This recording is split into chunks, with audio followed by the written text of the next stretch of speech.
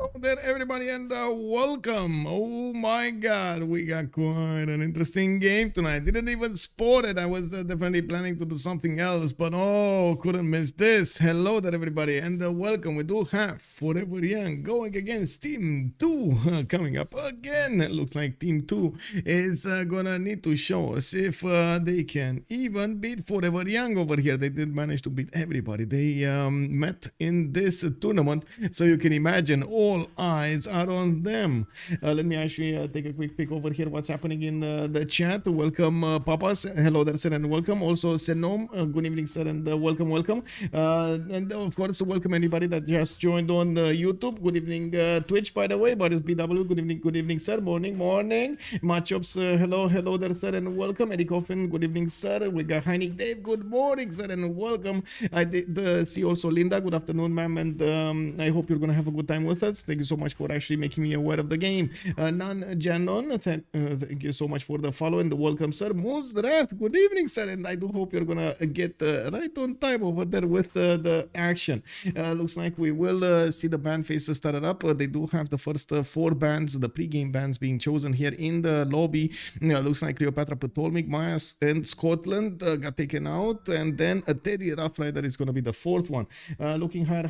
I do have to say a big shout out to Muzdat for picking up that first promotion. Thank you so much, sir.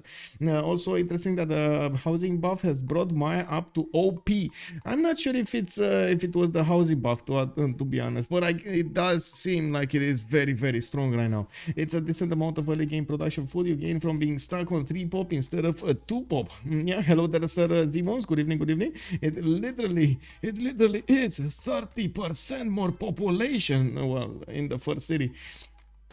Now we do have in the active band phase, looks like they did choose the map. 7 Seas is going to be the choice for today. We can actually put it up on the screen, so everybody that joins the stream later will actually be aware of the map chosen for today. 7 Seas. This is actually going to be quite a navally prone map. We've seen the players try to split their attention between doing navy and doing the land, and usually you do see this in the civilization chosen in the game. Now I do have to say Team 2 has shown up with quite a few out-of-the-box choices in the last few weeks, and we definitely need to see what they're gonna do tonight with the civilizations they're gonna pick. On the other side, we do have Forever Young, a pretty strong team. I would say actually even a consistent team. We do need to see do they have new members over here, because I see Kazandar, I see Val, I see Vladimir, and I don't know who LPT is.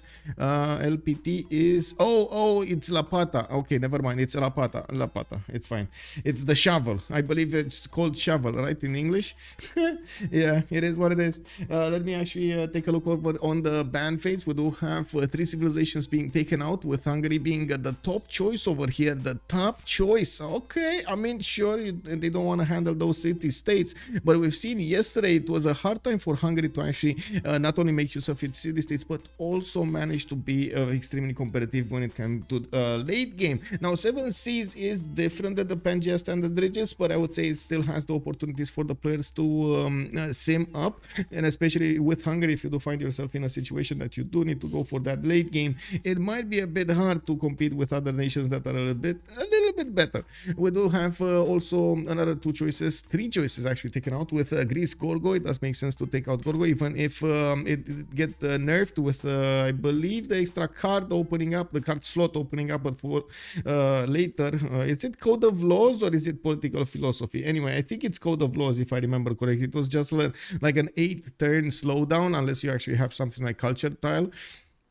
We do have also Portugal taken down, which does make sense. We've seen how much gold it can generate even with the trade routes nerfed, and we do need to see what are the other choices here. Norway again makes definitely a very good choice, makes sense. We do have Konge, the leader, being banned. It looks like also Japan and Spain will be taken out. Both of those do make very good sense, but I gotta say there are 2 land civs with 4 civs on the more prone towards the water than the land being chosen here in the active ban phase. There are still a lot of civilizations that can definitely be chosen here, and Kiber will set the tone for the game with his first choice. Vladimir and Lapata is gonna have, or are I should say, gonna have the honor of picking the next 2 civilizations, and then JJJ is gonna need to click on that trigger button. We're gonna need to see what he's gonna pick today, because last time he showed us what Maya can do. Maybe tonight we're gonna see something else.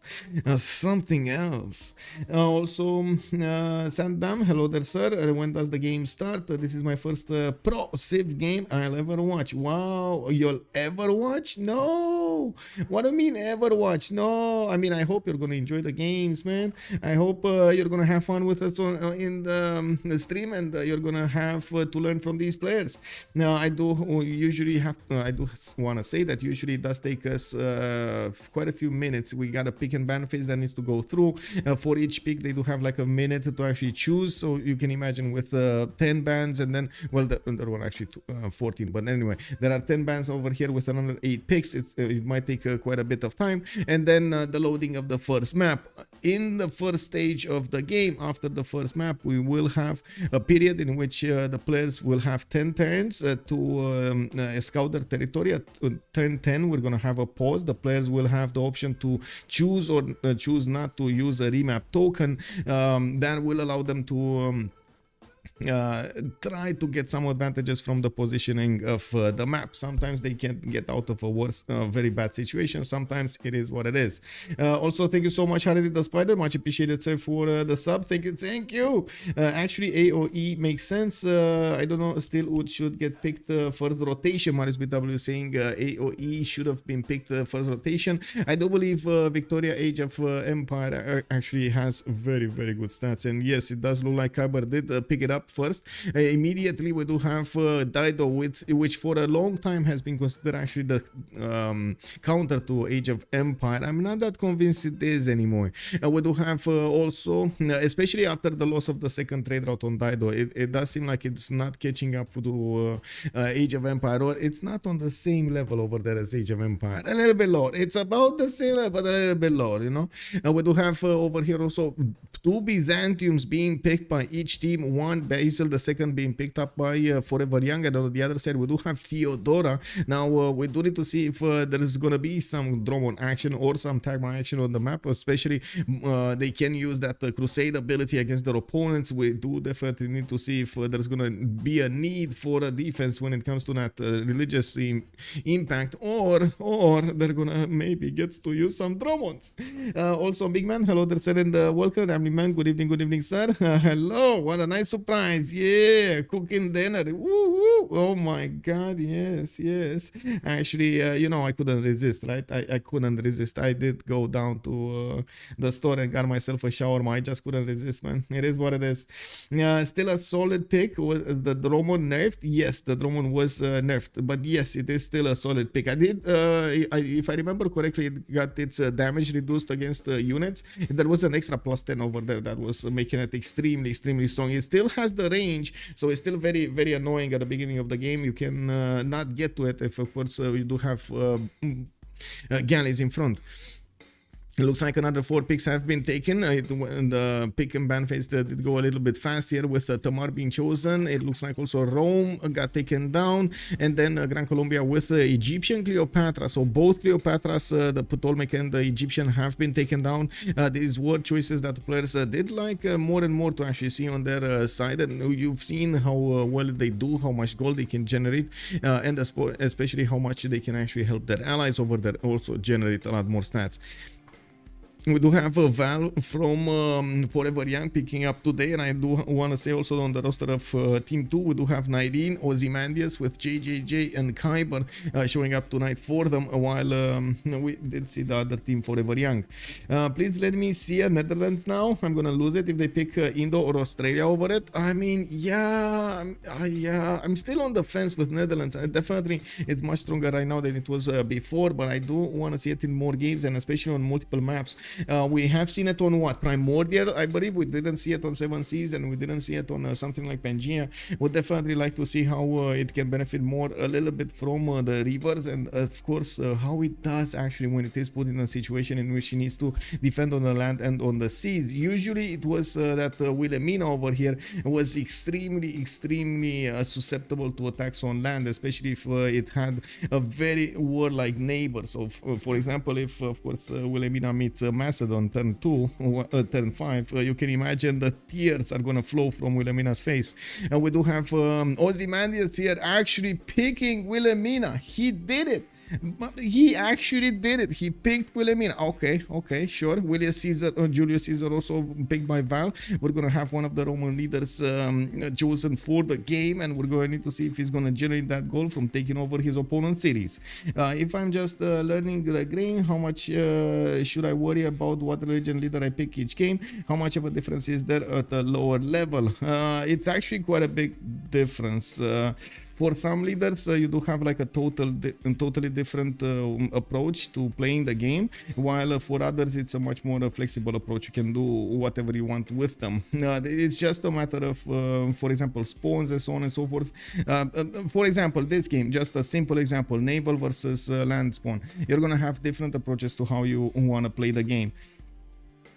On the Navy side, you're going to want to go harbors, you're going to want to go sailing, you're going to want to explore the seas around you, put cities on the coast and so on, while on the land, you're going to want to use the rivers, the lakes, you're going to want to go for campuses, for commercials, or maybe holy sites, like totally different approaches. It is, Civ is actually quite leader dependent, but at the same time, with BBG, the players did try as much as possible to create an environment in which you do have a lot of flexibility, and the stats of the, or I should say the performances of the civilizations are a bit closer together than they were like you'd see the spikes and waves in the base game. We have tried for years, yeah, it was I think like 2 or 3 years before BBG was introduced that we tried as much as possible to play competitively, but it almost always ended up with like a few civilizations that were always coming up on top, and it was a fight for whoever got those civilizations.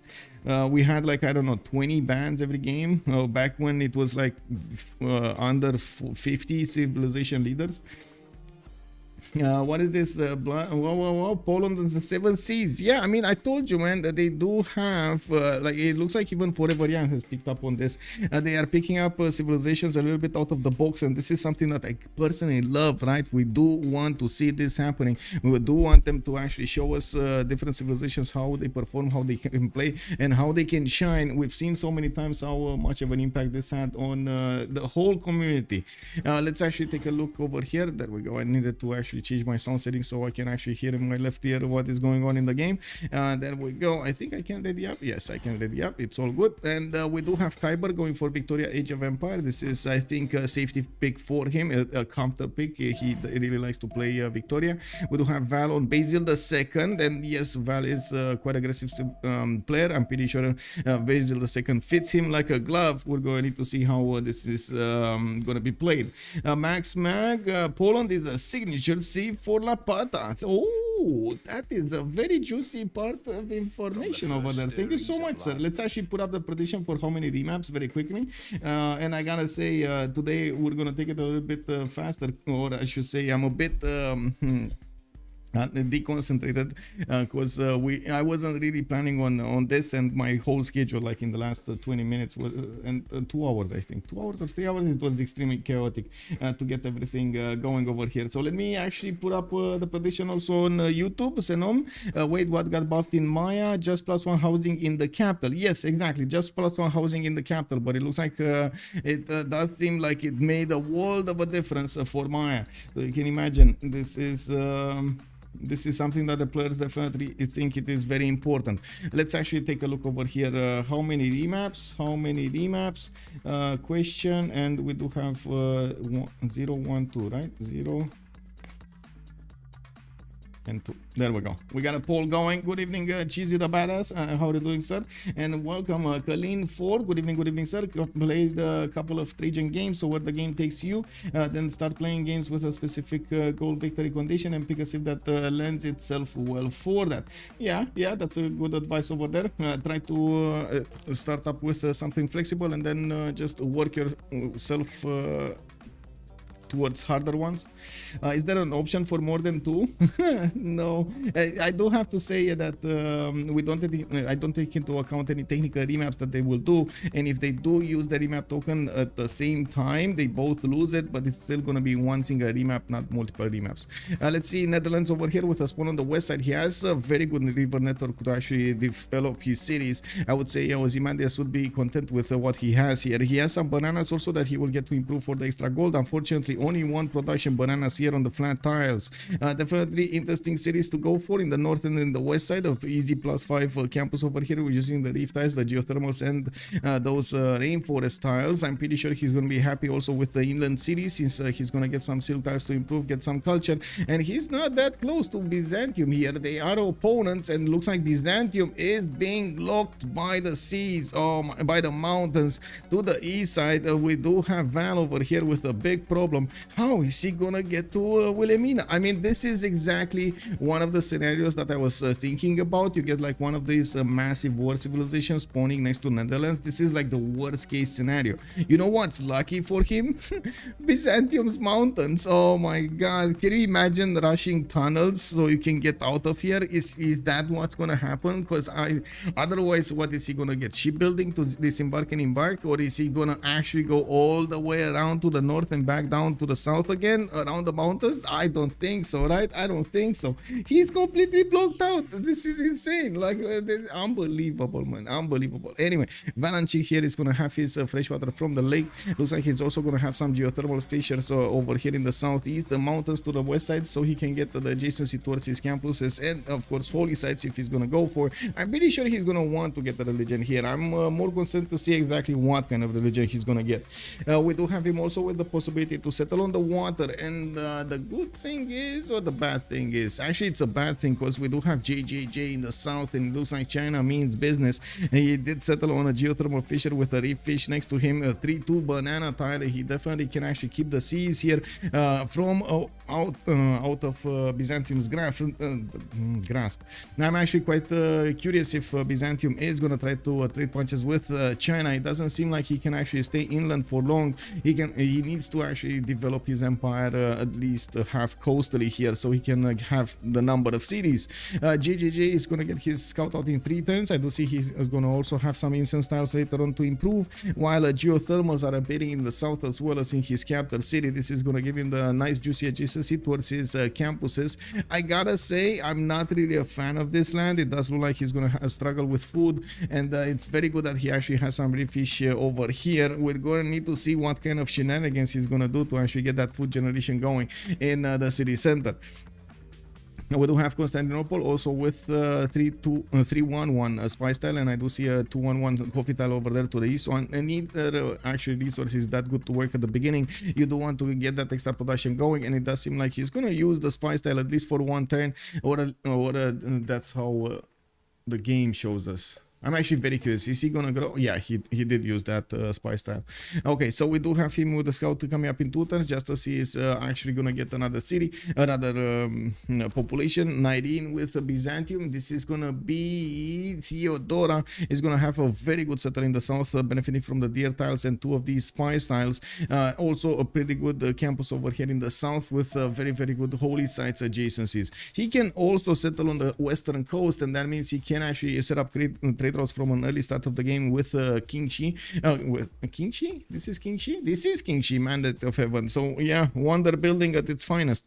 And we do need to see what is he gonna plan over here in the north, because he does have a problem on the east side here. We do have Dido, Kazandar. I'm pretty sure he's gonna want to populate all of these inland sea, and I'm pretty sure if any of the Theodoran cities are gonna get on the east side, he's gonna want to take care of them. And I'm pretty sure he's gonna be aware of this. They do need to figure out where they are, where of course their cities are, and we're gonna see these scouts try to gather the information for them. It's not a given that we're actually gonna see them play this map. As you can see, we do have the players still starting their early vision scouting, and it's gonna take a while until they actually figure out where they are on the map, how they can actually connect their empires and so on. Looking at the 2 visions, we do see that for example Netherlands and England are quite close to each other. I'm pretty sure they can set up a little bit later their coastal trade routes. Yeah, they can definitely set set up coastal trade routes over here in the southern seas of Amsterdam, while we do have China with Byzantium on team 2 also available with trade routes. On the other side, on Forever Young, we don't really see that this is a bit of an issue over here for them. Val is not going to have the opportunity to settle Eastern, and otherwise he's actually going to trade punches with two possible civilizations, while on the western side we do have Dido here trying to figure out if the eastern side is going to give him the opportunity to trade with Poland. I think so. This is going to be good. At least they're going to have two connections here between their empires, while I'm pretty sure Rome is just going to be a bit too far away for any kind of coastal settle. Whoa, no, I might be mistaken. No, I mean, I guess it's going to take a while to set up. Look at this. Oh my god, they can set up in the south or in the east side. If they set up in the south here, it's going to be it's going to be actually the same for Rome, but it is going to be a bit easier for Poland to get the city in the south. Now, of course, getting a city on the east side around all of these mountains, it's going to take a while. It is what it is. How long do these games typically take? I would say actually we got an average of like maybe 3.5 hours or something, 3.5 hours right now. It actually went down a lot since the first versions of the game. We were averaging around like 4 to 5 hours. I think more leaning towards the 5-hour mark at the beginning. But anyway, it's not a given. It's really dependent on the map. Maybe there's going to be a map much slower, like Highlands, for example, which might actually take even like 8 hours of a game. Or there might be fast maps like Primordial, or even this one, Seven Seas, is not that slow of a map, but it's not that fast of a map either. We might actually see it finished at Caravel timings or something if the players don't play their cards right. It's kind of unusual in these games in particular, especially in Division 1 games, to see them overwhelming their opponents from a very early stage.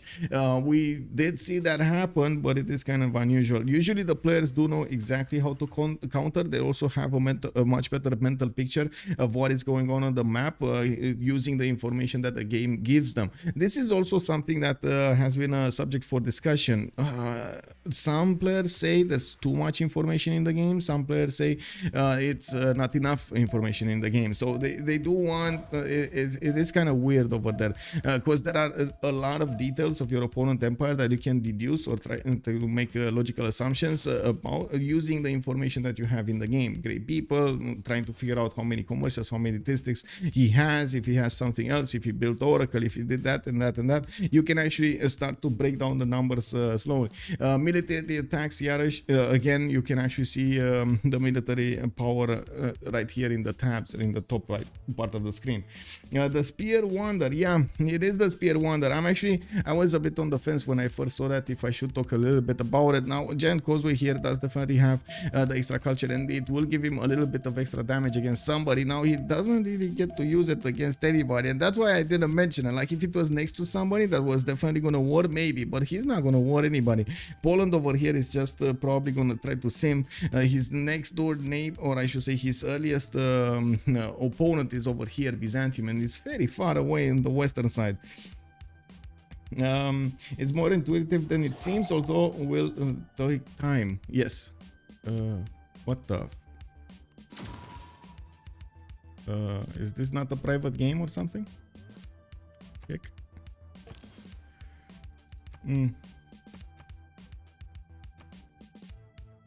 I don't know if it's a private game or not, but it would be... Oh yeah, it is. It is.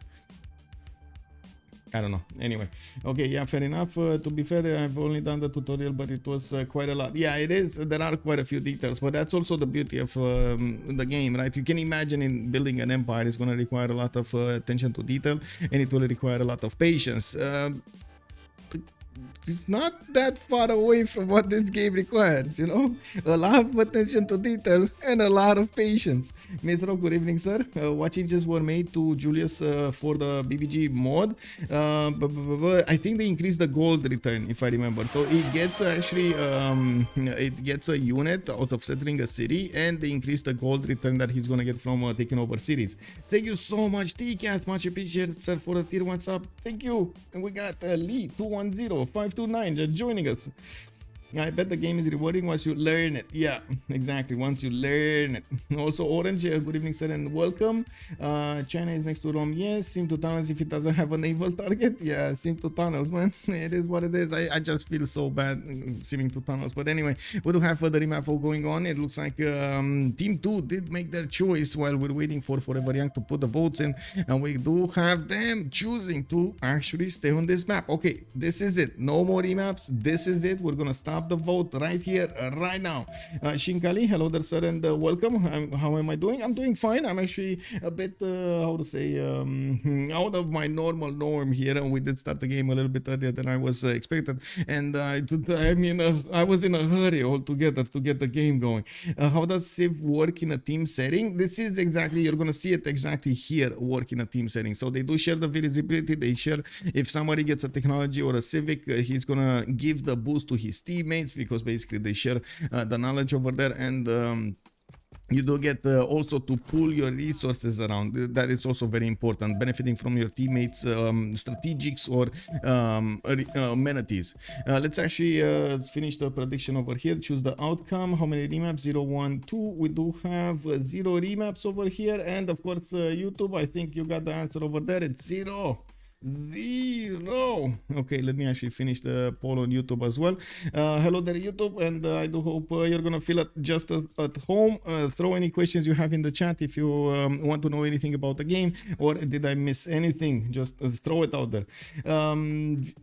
Victoria with continent split. Sambuddha, hello there, sir. Yeah, I guess you can call it. He does have a continent split on the east side. I'm pretty sure it's gonna be relatively easy to get city over here on the east, but it's not gonna be immediate. Like, he's definitely gonna need a few more cities until he gets there. We do have him getting his second settler in the 5 turns. I do see him moving towards the south, and he does have a silk tile that he might want to settle next to. Of course, he's gonna make use of that one tile lake to get the harbor in.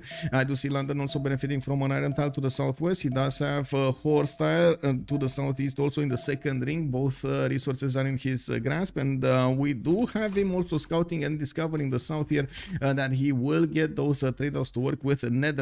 Now, Netherlands, if I remember correctly, has actually been buffed, not right now, but back before, with a point for the culture, with points for the culture when you do get trade routes. So trade routes to foreign cities, or foreign cities provide +2 culture to you, and +1 culture for the sender, +3 combat strength to all naval units when defending a polder improvement. So you do get some extra points from actually trading with the Netherlands, which I'm pretty sure it's going to be very, very helpful for Kiber here. Looking at Wilhelmina, he's gonna put his next settle on the west side here. Might actually go for the fresh water. He does have the river to put those districts on, and as you can see, he did choose to open up with a +5 campus to the north of Amsterdam, making use of what the land gives him. We do have, I guess, a perfect, by the way, a perfect example over here, Sannam, of how the players are trying to how to say, trying to open up, trying to adapt to the land more than the civilization needs. We do have also Haarlem being settled over here. I do have to point out that Netherlands is kind of a hybrid civilization. It does have a lot of bonuses of seeming from rivers, which kind of counteracts the fact that it also has one of the most powerful actually frigate in the game, and a lot of the players do want to play it navally. Now we do have another settler coming up in 4 turns. They did add an admiral point from all of these campuses. I believe campuses, right? Give him admiral points.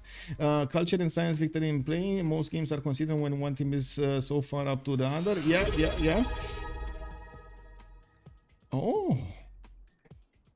Thou shall be knighted primer. Real cheap shot fail. Real chip shop fail. Thank you so much for the follow, sir. Much appreciated for the 3 months. Helicopter kicker. Also, good evening, sir. Does China have stone for the Stonehenge? We're getting there. Let's actually take a look at the military resources here. We do have iron to the south of Amsterdam. I do see he's gonna get it immediately when he's gonna get bronze working. Is right next to his capital. While he does have a 3rd ring horse tile to the south, he will probably want to settle a city closer to that. Now there are some Roman warriors here, and they're sniffing around the cities of Ozymandias. It does seem like he might be in trouble here in the south. What is this? Oh my god, this is Julius? Vladimir is Julius, right? Oh, look at him go, man. He's just getting, look at it, 3 scouts and 2 warriors already. 3 warriors, are you kidding me? Like, I think Netherlands is in trouble. TK, thank you so much, sir, for the sub. Much appreciated. Tita98, welcome. Now let's get this hype train going, boy. Woo, woo. Kalin also for. Oh, by the way, it's Kalin or Kalin, because in like in Romanian, Kalin is Kalin. Why Kal? I think it's Kalin, right? Anyway, Uga Buga into Wilhelmina. That seems like what's gonna happen over here. Vladimir is gonna want to make use of the warriors of his nation from an early stage of the game. Maybe he even blocks a few cities of Netherlands from being settled to the south. We do have to take a look at China. JJJ doesn't have the stones for his Stonehenge. Doesn't look like. I don't see any quarry here. Oh, I see one, but it's that's flat tile. 1 flat tile, 2 flat tiles. Okay, to the stone to the south. It looks like to the west side he didn't have anything. East side nothing.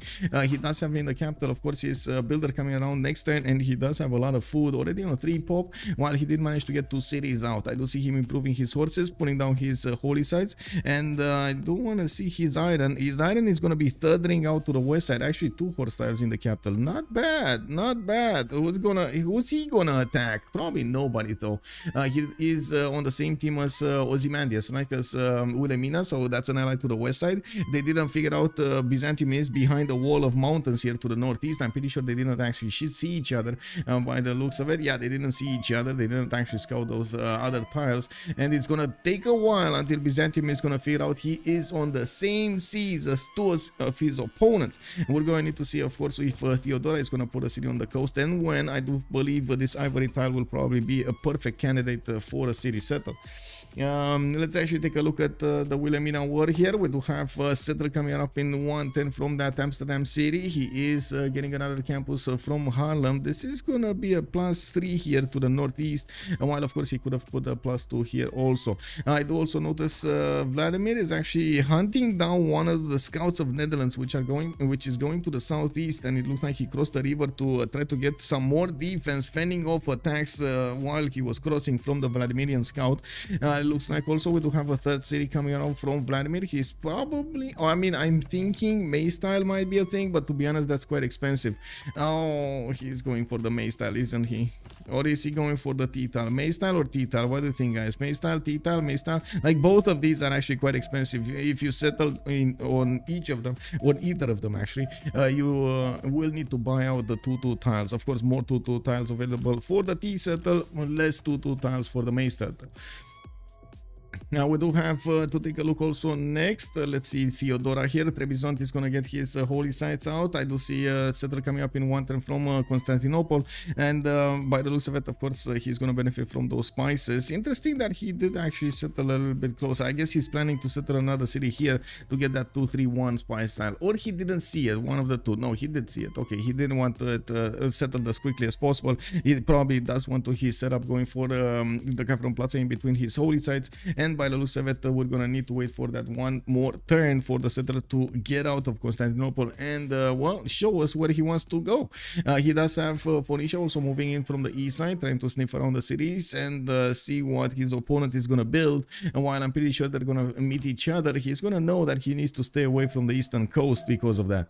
We do need to take a look also at strategics. We do have iron in the second ring from Constantinople. I do see horses are nowhere to be seen actually. Whoa. No horses? Whoa. Is there a horse underneath maybe one of these holy sites and we don't see it anymore? Maybe. Maybe the icon just didn't load in, because I'm pretty sure he has horses somewhere. Units, Netherlands. Yeah, exactly. Like we got Eddie Coffin over here definitely echoing what needs to be done. We also see Ozymandias is gonna take that rice settle to the north. He's not bothered from actually getting closer to those silk tiles. While yes, it could have been interesting to actually have the city in the south. Not that big of an issue. With this, it does look like Vladimir is bringing more warriors to the fight, and yes, he does have quite a few units bringing down that Netherlands scout. He did put it in a corner, and now he's gonna keep punching him until he's no more. Let's actually take a look also on the other Byzantium. We do have Basil II with his holy sites down. I do see see 1, 2, and the third one is not up there. He got hit with a hurricane in the city of Adrianople, increasing the fertility of some of his tiles, making this cotton great. Look at that 2, 2, 3 that he's just getting base, and he's gonna get an extra point of production there because that's a flat cotton tile. We do have him with a galley coming up in 3 turns, and can you imagine the tears that will be shed if China is gonna get attacked by galleys in the city of Xi'an in turn 27? Let's make a prediction. Turn 27, attack on Xi'an by 3 galleys of Byzantium. Is that what's gonna happen? Can we do this? Casimir, capital 2-2, maybe with horses. That's also we're playing with BCY and it's not set on maximum. I think they get a capital 2-2 whatever happens. It's not a galley that China need to be scared of. Brick sauce, yes, it's not a galley, it's the Dromons. The Dromons, I tell you, they are monsters. Yes, I totally get it. Yes, they are. I mean, they're gonna put their names to the test over there. We're gonna see the crouching tigers get target over there in the city of Xi'an, and we're gonna need to see if those drones are as powerful as they were advertised.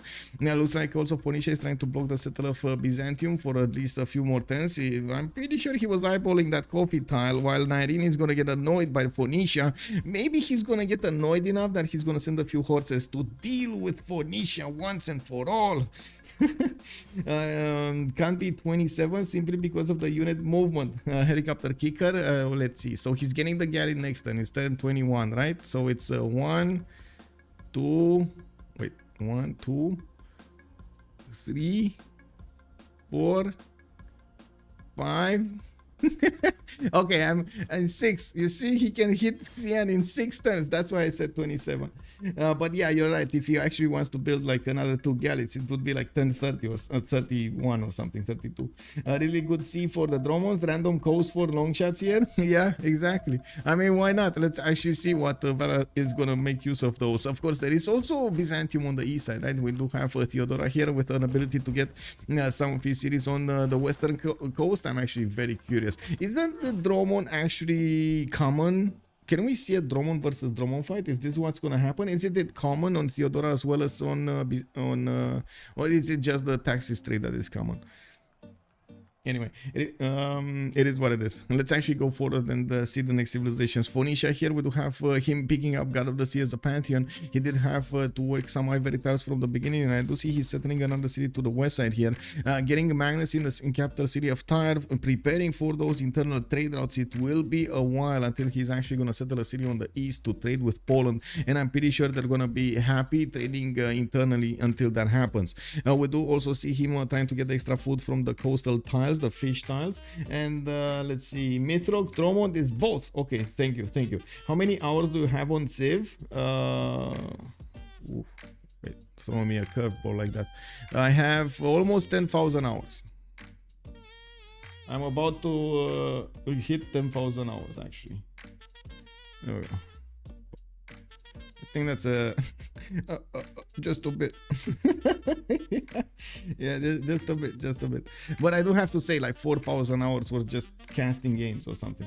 Tangma is only Basil. Yeah, there we go. Nitrox, thank you so much for clearing that up. I was remembering something like that. And we do have Kazandar also benefiting from some geothermal fissures, and the mountains are gonna give him the amazing adjacency towards his campuses. I'm pretty sure this is gonna be a nice empire here. Mid to late game, a lot of good potential, good cottons adjacency for those shipyards, good adjacency for those campuses to get doubled, tripled, whatever he wants to do. I'm pretty sure he's going to be happy. Of course, putting down the cottons as the first opportunity. He does have access to an iron tile in the second ring to the east side and a horse tile to the southeast here in the third ring. We will need to see him choose if he wants to go Ancestral Hall or on this chamber. I would say actually 90% of the time Phoenician players do go for Ancestral Hall. They do wait for that Ancestral Hall to finish and then just spam and spam and spam cities all over the place. place. We do need to move forward, and it looks like Bydgoszcz and Krakow have been placed. Krakow actually have been placed. I'm sorry for any Polish citizens that are watching my stream right now. I'm so sorry. I'm trying to learn how to say the names. It takes me a while to actually drill it into my brain. Does he know that China exists? That's a very good question, Senom, and I don't know if he knows yet. I do see him scouting, and it looks like he took it on the right. He didn't actually go on the left, and that's going to be a bit longer of a trek, but he's also going to figure out Byzantium. His next door nemesis here, Nyreen, is going to be on the southeast. I do see a religion has been picked up, and it looks like actually two of them. Poland went for reliquaries with lay ministry. It makes sense. He does get a free relic whenever he's going to establish a religion, and he definitely wants those extra yields of faith and tourism being tripled, because he already gets more yields there. We do have Buddhism, feed the world, the shrines plus 2 food plus 1 housing. This was nerfed in the last patch of BBG from 3-3, now it's 2 and 4. Crusade also has been picked up by Nicomedia. This is Basil II that did manage to get Crusade on his side, and if he does manage to actually crusade his opponent here, JJJ, he's gonna be in trouble. I do have to say that the JJJ did get galleys out, and I'm actually quite curious what's gonna happen. Did they meet each other? Because this might be what's happening here. Nyreen might does he have enough loyalty? Give me a second here. I do want to see if there's enough loyalty. No, I don't think he can see loyalty like that. I mean, they can definitely see loyalty here, but I don't think they can see the loyalty proper here. Do you think he can see a -2 here? It might be that he's just far enough and there's enough pressure from Byzantium. So of course, immediately when they saw this and opened up the screen, I'm pretty sure they realized somebody's there. Yes, you see? Okay. Now we do have to take a look at Poland. It looks like Lapata is going to go for his shrines. He's also going to get his extra settler in 2 turns from the city of Krakow, making Moksha go in and settle the deals over here in the city of Krakow. I do see also he did manage to improve at least one of his horse tiles, and he did choose to go for Earth Goddess as a pantheon, bringing more faith to his empire from these breathtaking or charming tiles. He has quite a pretty good land to actually settle over here. A bit awkward with how the placements are for the city, but I'm pretty sure with the mountains, with the seas, he can make use of it. I do have to also point out, Poland doesn't really like to go harbors. He does have the Sukienices in the commercials, and he does get quite a few extra bonuses on his trade routes. I am pretty sure he's going to be much more comfortable going for commercials than he will be for harbors. It does seem like the game doesn't really force him to go for harbors. It's just a matter of choice and aesthetics over here. Since he's kind of next to the coast, he's not going to have the harbors. It is what it is. His people are just not going to be fully focused. They're not going to even learn to swim. It is what it is. Just let others do that. Also, the shared seas are kind of dominated by Forever Young. England and Wilhelmina just freeze him on their own seas if Julius doesn't settle the coast. Yes. And I gotta say, this Julius seems extremely aggressive here. Is he actually gonna try to take Hong Kong? What is this invasion? We got 2, 4, 6, 8 units from Rome. Man, this guy actually got mercenaries boost from 1025. Byzantium and Rome switching colors? Yeah, not really actually. Oh yeah, they did actually. Byzantium is here, and then we do have Rome, which is Julius Caesar over here, and Julius Caesar did go for Lady of the Region Martians, and I do see him opening up with 2 encampments. We do have him getting Li Yang and in the city of Ostia for that extra point of production in those tiles, and of course he was content over here in Antium because these are mostly plains, floodplains. We do also have him benefiting from some good tiles. He's getting his amenities improved and got also a mine on the iron. He did know where the iron is because of course the bronze working discovery. He has another iron tile to the west side where he's not gonna get to place it a city next to the river. He's gonna have the river a little bit further up to the west, and we're going to need to see how fast he's gonna be there. Also, Moonstrat, hello there, sir. How many remaps in total? Zero. Byzantium and Nutria also, good evening, sir. I think I read that earlier. Yes, I did. Okay, new settlers coming around from Rome. I'm actually quite curious if he's going to try to go for the Temenanki in this particular location. He could definitely try to put it either in Antium or Ostia. And since, well, he's still going to need to put a, how do I say, sock in it, because Netherlands is going to have a easy time to defend his cities, unless, of course, we're going to see Vladimir over here get the city right in his face and get the horses chopped. I doubt that's going to happen. We do have him definitely looking at very, very angry at Hong Kong. It looks like he's waiting for his trader to actually creep a little closer over there to make the pathways, but to be honest, these are flat tiles anyway. Doesn't really seem like it has any extra benefit for that trader to move. I gotta say, this is an extremely fast land over here. It's like he has highways towards Netherlands. Thou shall be knighted primer. Jinnybird 007. 250, unbelievable. Maybe, oh my god, I can't believe this, guys. Maybe we can actually get to 300 this month. This is unbelievable. Jenny Bird, thank you so much for the prime. Much appreciated, sir. We do have Hong Kong about to be taken down. Vladimir creeping up next to him. JJJ is also there, and it looks like Vladimir is he's going to JJJ. The invasion has started. We do have Vladimir here meeting that scout of China, and I'm pretty sure he just can keep on moving. These scouts are going to be extremely fast after they're going to pass those rivers, and they're going to get into Chinese territory. Like China does try to get Slinger here, but he has 3 exposed builders next to the city of Beijing, and of course he was trying to get the pyramids for an extra one. I do see him building up his Wonder Coat with hanging gardens coming up from the city of Xi'an. He does have pyramids from Beijing. I would imagine he's going to want to get Stonehenge here, so 2 wonders that he's going to want to build in that city center. I'm also seeing in the city of Xi'an, he did manage to put down a holy site, so he can try to get the religion activated in 2 of his cities, including that capital. It looks like he did actually meet on the coast the boats of his opponent Val, and I do see harbors are coming around from Val just alongside those holy sites. We do have him with Moksha established in the capital city, and he started improving his coast. I'm pretty sure he was quite happy to figure out that he's actually going to have a target this game. And it wasn't what he was expecting, but it is what it is, right? It looks like also we do have Byzantium over here, Theodora going for goddess of festivals, while he's getting another wave of holy sites down. He does want to get his other settler, a 4th settler actually. Looks like, okay, there we go. We do have the first scout crossing the river, and let's actually see how fast he's gonna try to get to his opponent's cities. I do have to say, if he does last move this on the Oasis, he's gonna get a clear shot next turn to JJJ's builder on the pyramids. That's a 1-charge builder, so I guess it's not that impressive, but still, it is something. He's gonna block that from happening. To be honest, he might even take the city. If he keeps on moving, he might even take the city. Does he have Hong Kong as a Sus? Can he pass through the south or no? Hong Kong, no Sus. Vladimir has 1 envoy in it, but no Sus yet.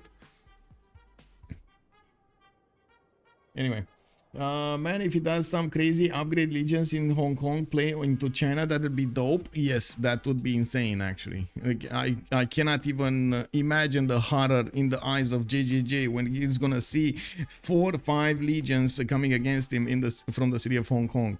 That will be shocking, I gotta say. Shocking. We do have a 4th city coming up from Vladimir, a 5th one from Antium, and I do see he's getting some slingers, finishing up his encampments. He will need a pathway for that general to actually get on the front line if he's gonna get one. I do see Netherlands did go for city Patron Goddess, starting to put down his government plaza over here between Haarlem and Amsterdam, giving the bonus to his campus. Looks like he's also gonna get an iron tile improved in the city of Amsterdam. While he did finish his first commercials, he's gonna start working on his markets for those extra trade routes. It doesn't seem like at the moment England actually put a city in the south. He was happy developing his empire in the east side with 2 other cities, while we do have a Slinger coming up from London. I do see Kiber over here is starting to improve his territory, and we do have him with the Royal Navy dockyard in the city of Hull. Now, it looks like he got a port city, Birmingham, to the southwest, which is not on the same coast as Netherlands, so they cannot yet trade. We do need to see if he's going to be the one to make the move, or it is going to be Netherlands the one to make the move in the north. Now, we do need to see also his Pantheon. No Pantheon yet for Monsieur Kiber. Let's actually take a look at Dido, God of the Sea here for that. Okay, production.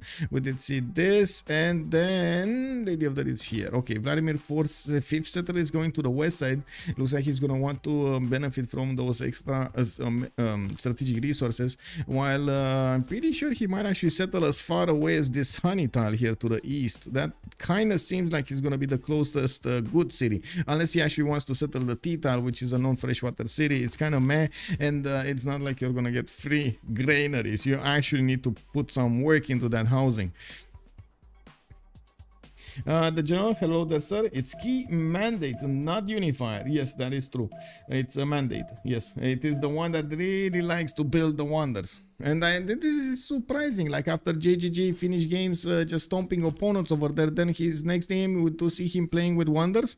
This is confusing. Bring back the word JJJ.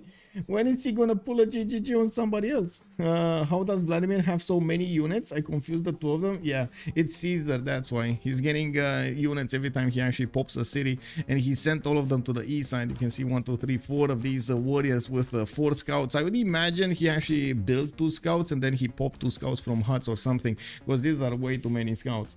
It is what it is. Anyway, we do have a possible religion soon from JJJ. He does need to finish his pyramids, and you can see he's actually prioritizing getting the pyramids instead of the Stonehenge at the moment. He doesn't want to actually even keep these builders, even if they are one how to say one charge, so he gets extra on them. Why not? I mean, you know, you want to maximize the effort you're gonna do, right? Looks like Delicate Touch also has been settled next to Beijing. It's kind of a bad wonder. That's why I didn't talk about it. Like it literally has nothing other than desert for him. We do have him also establishing Pingala in the city of Chengdu, and I do see him starting to work on his internals. Choosing to go for Ancestral Hall will allow him to actually settle quite a few cities when he's gonna finish this problem on the west side. Now the problem is getting bigger. Vladimir is getting archery here in 2 turns, and I gotta say, at the moment he still doesn't have Hong Kong as a Suze. I would imagine he might have missions over there to do, but I don't have vision over that. Of course, it will take some time to actually roll the projects here for the generals and the general to make its way on the front line. But I gotta say, Ostia's production does look neat now. We do have Ostia with Liang established, and the 2-3-2 tile in the cap in the main city, while he's gonna have 2-2-2s here to work for those extra golds, and of course getting the new builders to improve those tiles. I do notice Vladimir did pass that T tile, and it is probably going for the honey. I would imagine he might actually take over the city of Hong Kong altogether and try to upgrade afterwards. He's gonna get the gold for the upgrades with that city center. And we do have Vladimir making the connection over here on the honey tile, which will limit a little bit how much Netherlands can actually settle in the south. Now I guess the main question will be if Ozymandias actually gonna take this seriously, and he's gonna start putting down an encampment, because even if he does have extra science over here, if his opponent is gonna hit him before he's gonna get enough of a technological advantage, he's gonna go down and pretty fast. God act by the flood. Yeah, man. I mean, I'm pretty sure JJJ is snickering right now in the back of his head over there. Looking at Vladimir's units. Oh, you want to come to me? Ha, what happened there, bro? I saw you got some water problems. You got a leak. My guy is making 20 tons of road to Irel, everything. I mean, Marius, he's embracing the position. That's how we call it. He's embracing the position. You know, in FFA, when you spawn with a civilization, you choose a civilization that you know you're not going to do anything and your land is bad, you need to embrace that position. Love it. Be one with it. You know, I can hear Caesar swearing at Neptune. Yeah. Rome actually being Giga Impact doing this. He is. This is unbelievable. And I gotta say, China is actually watching this in slow motion, and he's still ignoring this. I cannot believe, by the way, that China is ignoring what's happening next to his border. He's trying to, like, you know, get an archer over there. Maybe it's gonna maybe it's gonna stop, you know, like just send an archer, try to deal with those, maybe just, I don't know, scare them. Scare them off. Neptune or Jupiter, yeah, both of them. What if another flood came? Yeah, I mean, big. He's still sitting over there in the floodable terrain, but I gotta say he wants to pop the hills, and he's thinking that it's unlikely to actually have another flood. And we do need to actually take a look at the city-states here. Hong Kong with Mexico City and Cardiff will be providing the industry. We do have Hattusa with Nalanda providing the scientific bonuses. Vatican City and Jerusalem and the Nazca will be the ones for religion. Looks like Yaguana and Vilnius will be providing culture. We do have Zanzibar also for the trade, for the gold. This is going to be amazing for the amenities as well. Caguana with Vilnius providing the culture. That's about it, right? We got everything. Oh, a CAD over here is going to be the only one with military. We did pop into 1033 right now, and the 32 actually, and we do have them with a golden age. Everybody is in a golden age. I do see Vladimir is actually switching to pottery. Whoa, whoa, whoa, whoa. Oh, he does have the upgrade button. It's just a matter of taking over Hong Kong and upgrading his units. It looks like he's also going to want to get the connection city for that loyalty probably. Ooh, pop in a free legion from the city of Arretium, still working the trader towards the city of Hong Kong. Looks like he's going to want to get more units there. I would imagine a few horses being chopped over here from his capital would do wonders. We do need to see if Netherlands is actually going to respond with his own classical units, and if China is going to have the time to respond, because China at the moment is still busy getting a religion, getting his wonders built. I mean, you can imagine what's going on in Vladimir's mind right now. It's like, China, thank you so much for building me cities. Oh, you are such a great host. You're gonna get me some wonders. Oh, my people will love it, man. They will love sitting in all of those rooms you have built. And China is like, what? No, too many archers now to kill it. No, okay. Why don't we see anyone going for religious victory like I have seen it? I have never seen it. Yeah, that is because it is close to impossible. We have seen it in FFAs actually being activated, and we have seen it in the 2 versus 2s. In 4 versus 4s, very, very hard to get. The urge to sim is irresistible. Yes, exactly. Get those points going, you know, get the gold there, get the production. I mean, I don't know, get those numbers up. We do need to take a look at each of their golden ages, with Lapata going for monumentality golden age. He has 45 faith to use. Amazing number at the beginning of the game here, getting some theater squares, and I'm pretty sure he's going to follow up with some more of these holy sites and campuses. We do have him spreading out all over the place with 1, 2, 3, 4 other settlers. Then his 3 cities right now are going to get out and settle around his capital. He's trying to get them as soon as possible so he can be much more productive in the next era. We do have also Vladimir with 9 science and 15 culture, making that awesome attack that we've seen played out in slow motion against China here. After he did manage to settle the city of Arretium. Blonde has joined the round table. Travis Blonde, thank you so much for the follow, sir, and welcome. Do Rome allies have iron for upgrades? That's a very good question. I don't know. Feels okay, man. Let's go. And once again, bonsoir, Fifi, bienvenue. Poland finished on the coast. Good man, good man. Yeah. Poland did go on the coast. What it is? I mean, you know, he's connection with KTY. Very nice, very nice. We do have Rome also getting his barracks, and I do see he's starting to roll in the general points. 4 general points per turn. He's gonna get more. I do see builders coming up from Antium and Ostia to maybe allow him to improve his stars and chop, and do see he has quite a few chops to go for, especially in the city of Ostia and Antium. I do also have to know if they're gonna have that iron. We did have a question over here. It looks like Poland is making iron. He has 5 iron. Vladimir is 24. Nobody else is gonna make iron. We do have some pokey going around here. We got some connections, sparky connections between Byzantium and GGG and China. We're gonna need to take a look more in depth, because it does seem like the Dromos are not far away from appearing on the map, and I'm pretty sure it's gonna be a sad day for JJJ. And we do have Kazandar with his 10 science and 17 culture, chose to go for the Pen-Russian voice golden age. 4 cities, Phoenicia. We do have him getting his ancestral hall, and I gotta say he got his 4th city out before he got his ancestral hall. Now this is is usually the moment when you see the players switching towards settlers, putting on that settler card and trying to expand as soon as possible. He's gonna get at least 3 cities that are gonna build new settlers, and also has a few chops available to help them get along faster, you know, train faster. I'm not sure how that works actually. Can you actually chop a tree and make somebody learn something faster? Dromon's plus Legion push and he is dead. Yeah, Soberman actually has a very good impression over here. This is a very hard time for JJJ.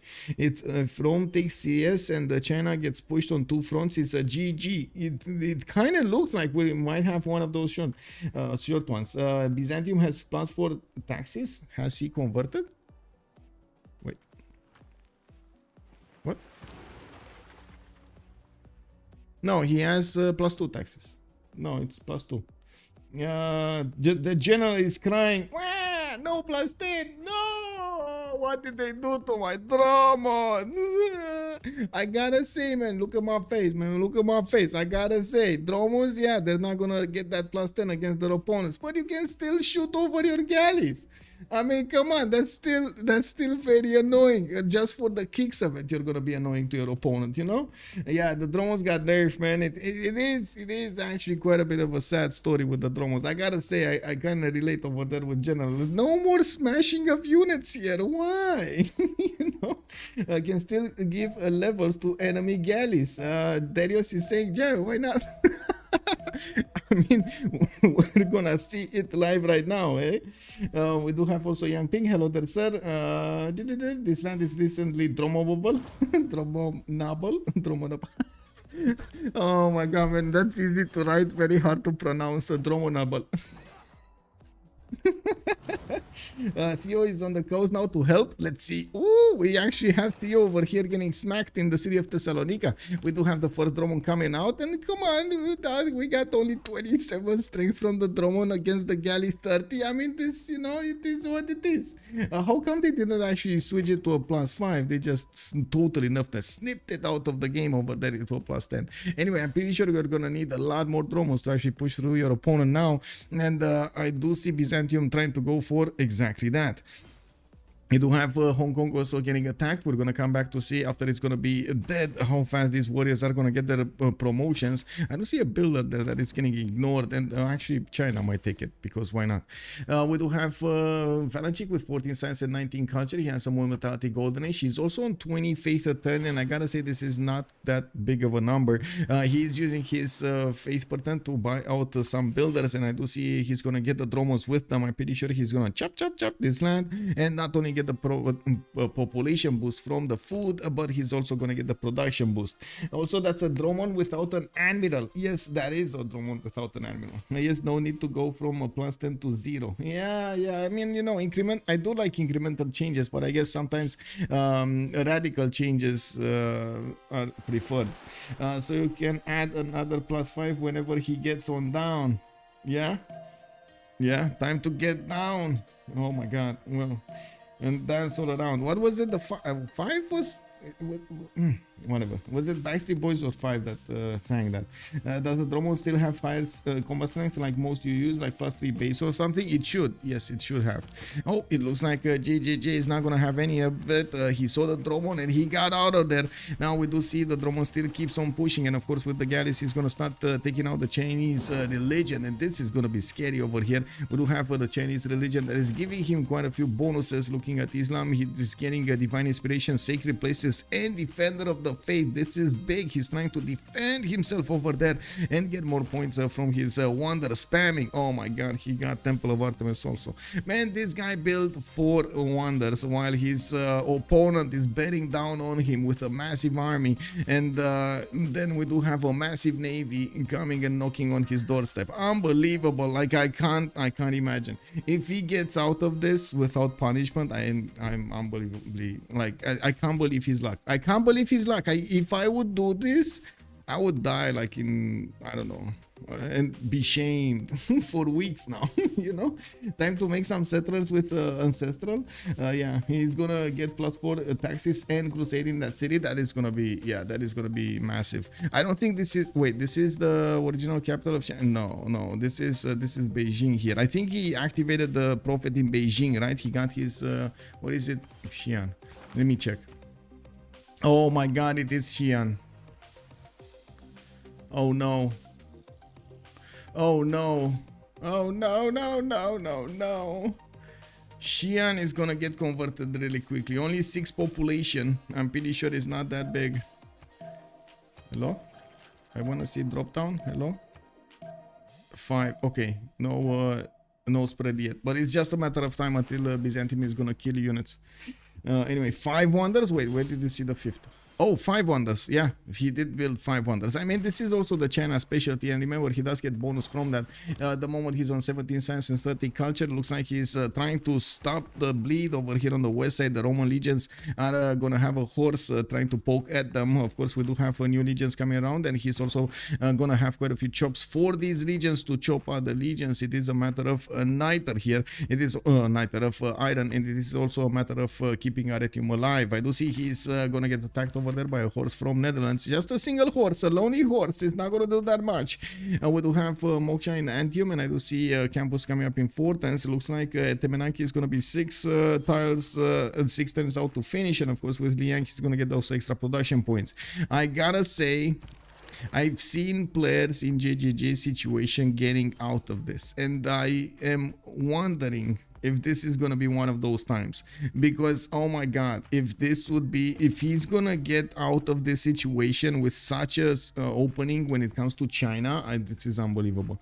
Anyway, we do have Poland with 2, 4, 6 cities over here. Looks like Lapata is gonna get his 7th pretty soon, while he's spamming out as many of these theater squares as possible. Looks like he's gonna put a lot of pressure, since he is gonna be free sim. He's gonna put a lot of pressure quickly on the tourism screen. Right now he doesn't have a lot, he's only on 20, but with more of these theater squares coming on, with more points for the great writers, musicians and so on that are going to be gathered, and he's going to get the books and so on, and more and more tourism will show up on him. We do need to see how fast JJJ can actually go through the boats of his opponent, because at the moment the 2 drones that are on the way look like they're not going to be enough. He definitely needs more, and he needs to keep his galleys alive also to make the final pushes on the city if he's gonna get there. Also, the Sky Turns Gravy, does your lower back hurt from carrying Civ so much on Twitch? Yeah, not really my lower back, but my feet hurt. It is something that is kind of weird actually that's happening, and that's the reason that you see me move from one cheek to the other, like buttock to the other.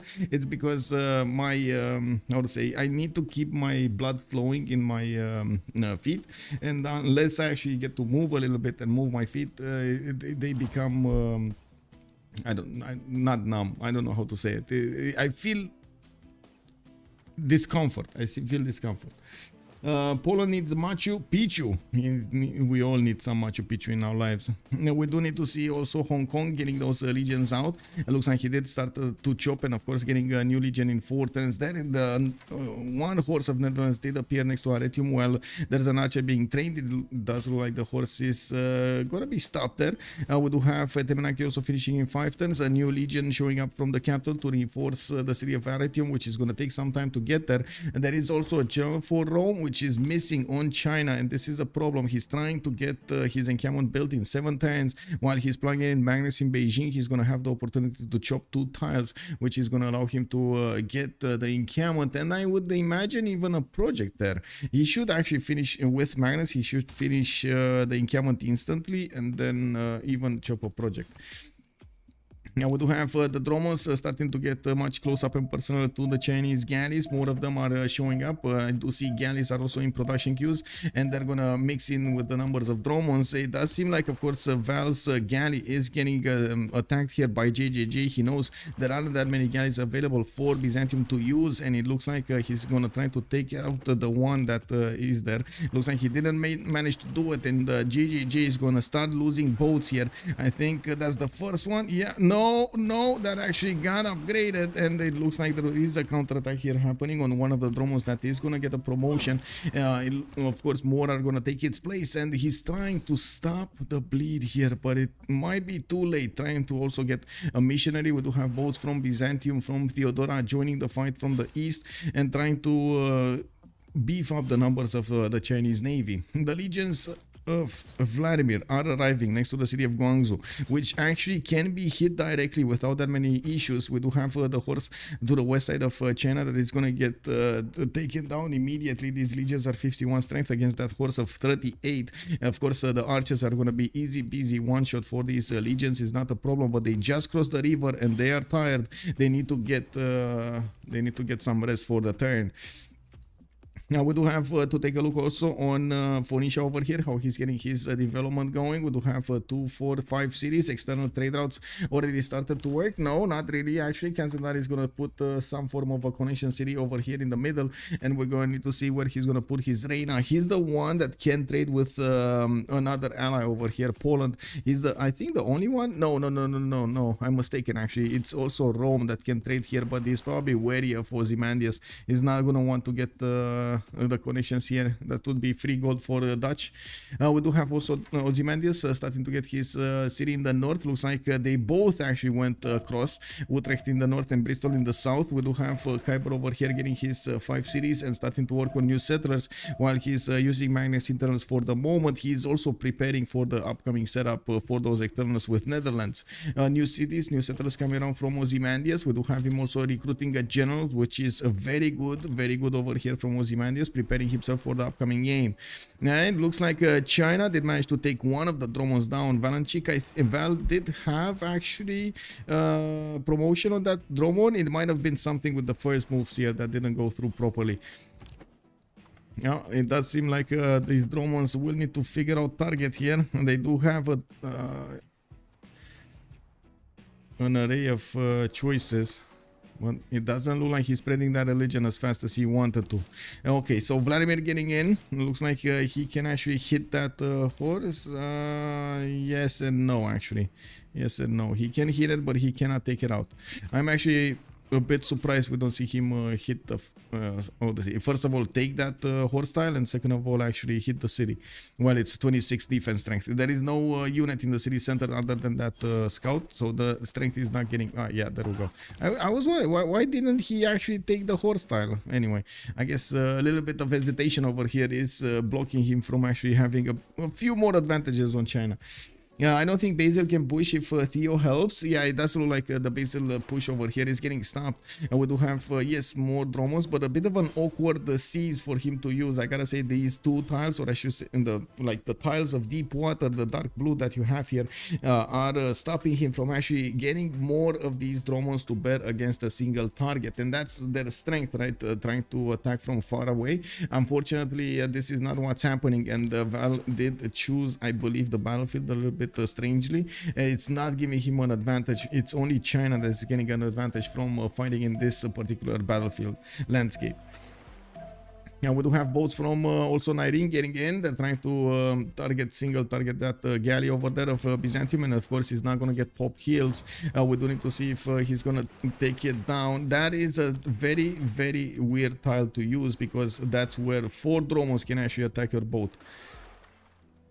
Oh, okay. He got some spread over there. 2 population has been converted, and as you can see, we do have a missionary here from JJJ converting those pops back if need be. He doesn't really want to lose that city center. It does seem like also the Roman legions did manage to get the position next to Guangzhou, while more units are coming out on the battlefield. We do need to see, of course, Burica give those points. Looks like Hong Kong is getting kept, no problem. We do have Roman archers also about to hit the Netherlands, the Dutch horse to the north of Arretium, and I do see Vladimir did actually finish at Temenaki, making Ostia amazing as a city. We do have him with quite a few horses also coming around from his first city, and the second one we do need to see where those are gonna go. After Zavod, top, hello there, said, and welcome. Thank you so much for the follow. Does Basil lose religious pressure from losing units? No, yeah, he's not. He doesn't really care if he's losing units, but he definitely cares if he pushes into his opponent or not. Let's actually see what's going to happen here in Polish territory. We do have him with amphitheaters, audience chamber in the city of Krakow.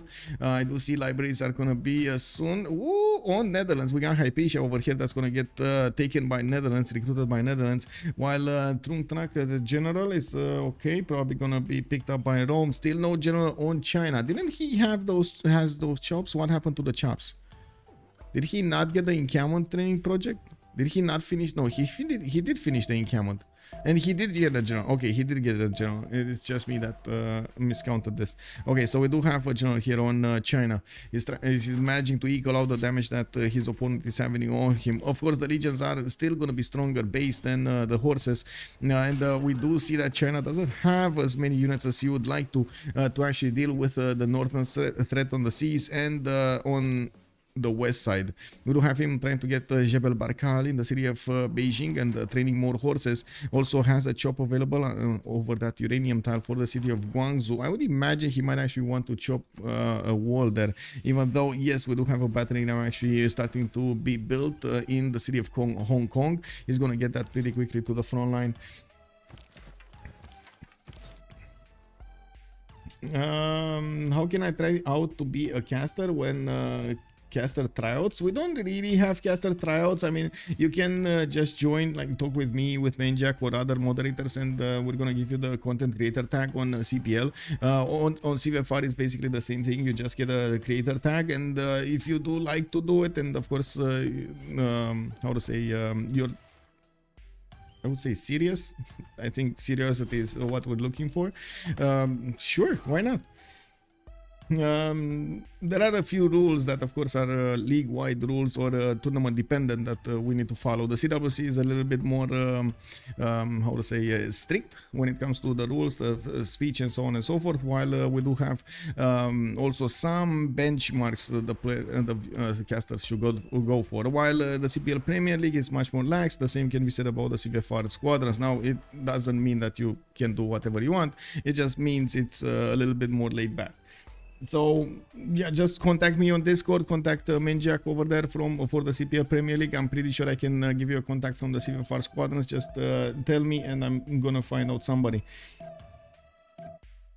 Let me see. There are actually a lot of games being played throughout the communities right now. We do have the CFR squadrons kicking off with like what, 4 I think, like divisions, and also the CPL Premier League has 3 divisions, even if there are some problems over there in the 3rd division. I think that's expected.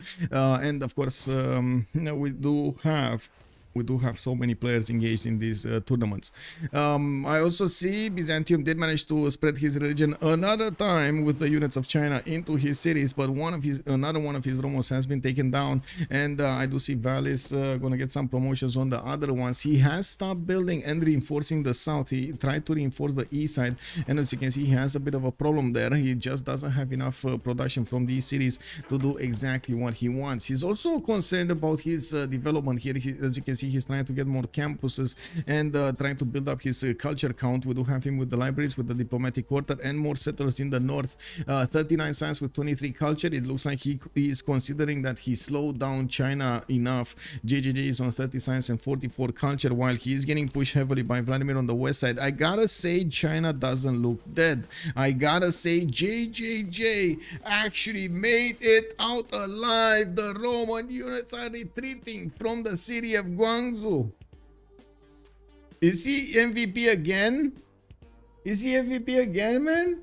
Whoa, whoa. Yeah, he did. One job. Yeah, one job. Unbelievable. JJJ has some big boy pants on. Yes, sir. Simon, good evening, sir. Building wonders while being attacked from 2 sides, and he's fending off both attacks. That is the biggest thing ever. It's unbelievable. Is Nyreen in a pen Russian voice golden age? Nyreen is Theodora. No, monumentality golden age, and he has 68 faith a turn. We do have him with 246 cities. I do see him working on his temple soon and getting more lighthouses for the trade routes. He has been pushing back Byzantium here, and of course he did manage to get a religion.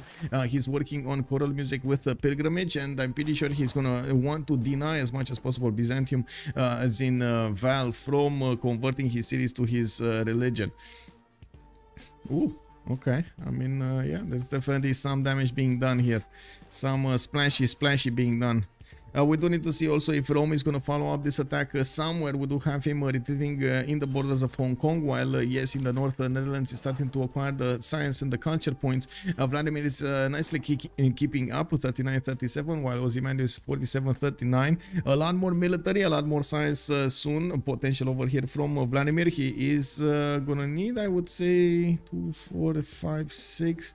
I would say another 2 cities over here, especially one right in the face of Netherlands, of Dutch. And I'm also curious what technology he's gonna want to push into his opponent with. He could try to go for maritimes, even though I seriously doubt they're gonna have actually an impact here on Netherlands, on Dutch. And if he is not gonna manage to outperform in simming China or Dutch, yeah, I don't know about that, man. It's right now I think he needs to slow down everything. I guess there are only 2 choices: slow down or push. Like, you need to stop what you're doing, no more simming, just push.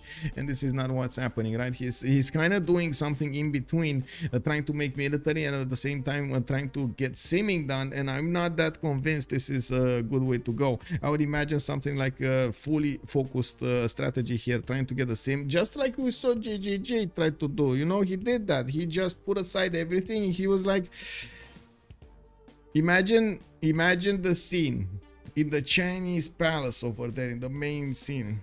You have the people, right? The spies getting into your room over there. You're sitting on the chair. You see somebody sitting on the chair, the king of China, or whatever he's called over there, the leader of China. Let's call him that, Qin, with his beard, right?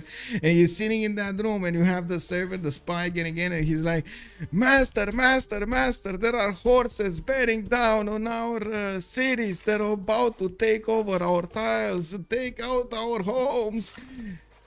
And Qin-Shi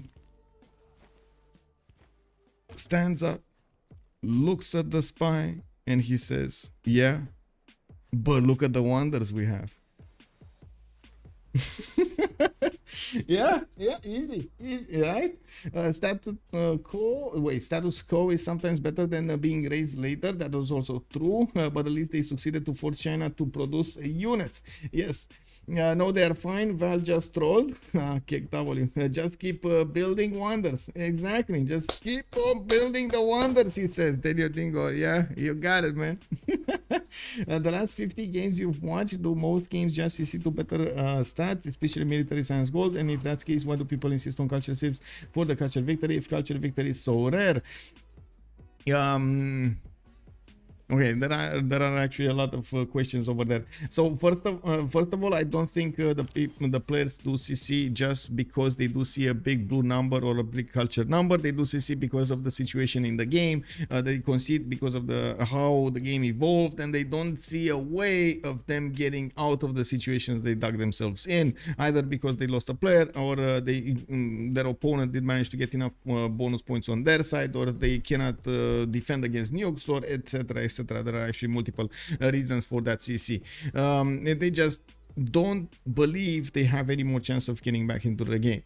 On the other side, if you are taking a look at, give me a second over here, the culture for the civs, it is very important for civilization, usually in a team, or it can have, I'm not saying it's important for every team, it can have a big impact, I should say, to have a culture civilization on your team, because putting pressure on the culture victory screen also puts pressure on the opponent to get some form of a defense, which does mean investments in theater squares and not in armies or other stats over there. So you do slow down somebody from your opponent because he's gonna need to force this. Hello there, good evening, sir, and welcome. I think the idea is that naval trade routes on the 7 seas will make up for it.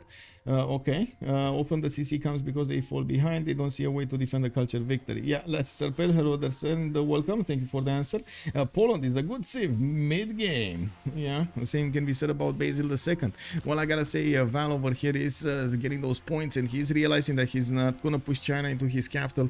Do see he's, oh my god, he's gonna get smashed. He's gonna get smacked.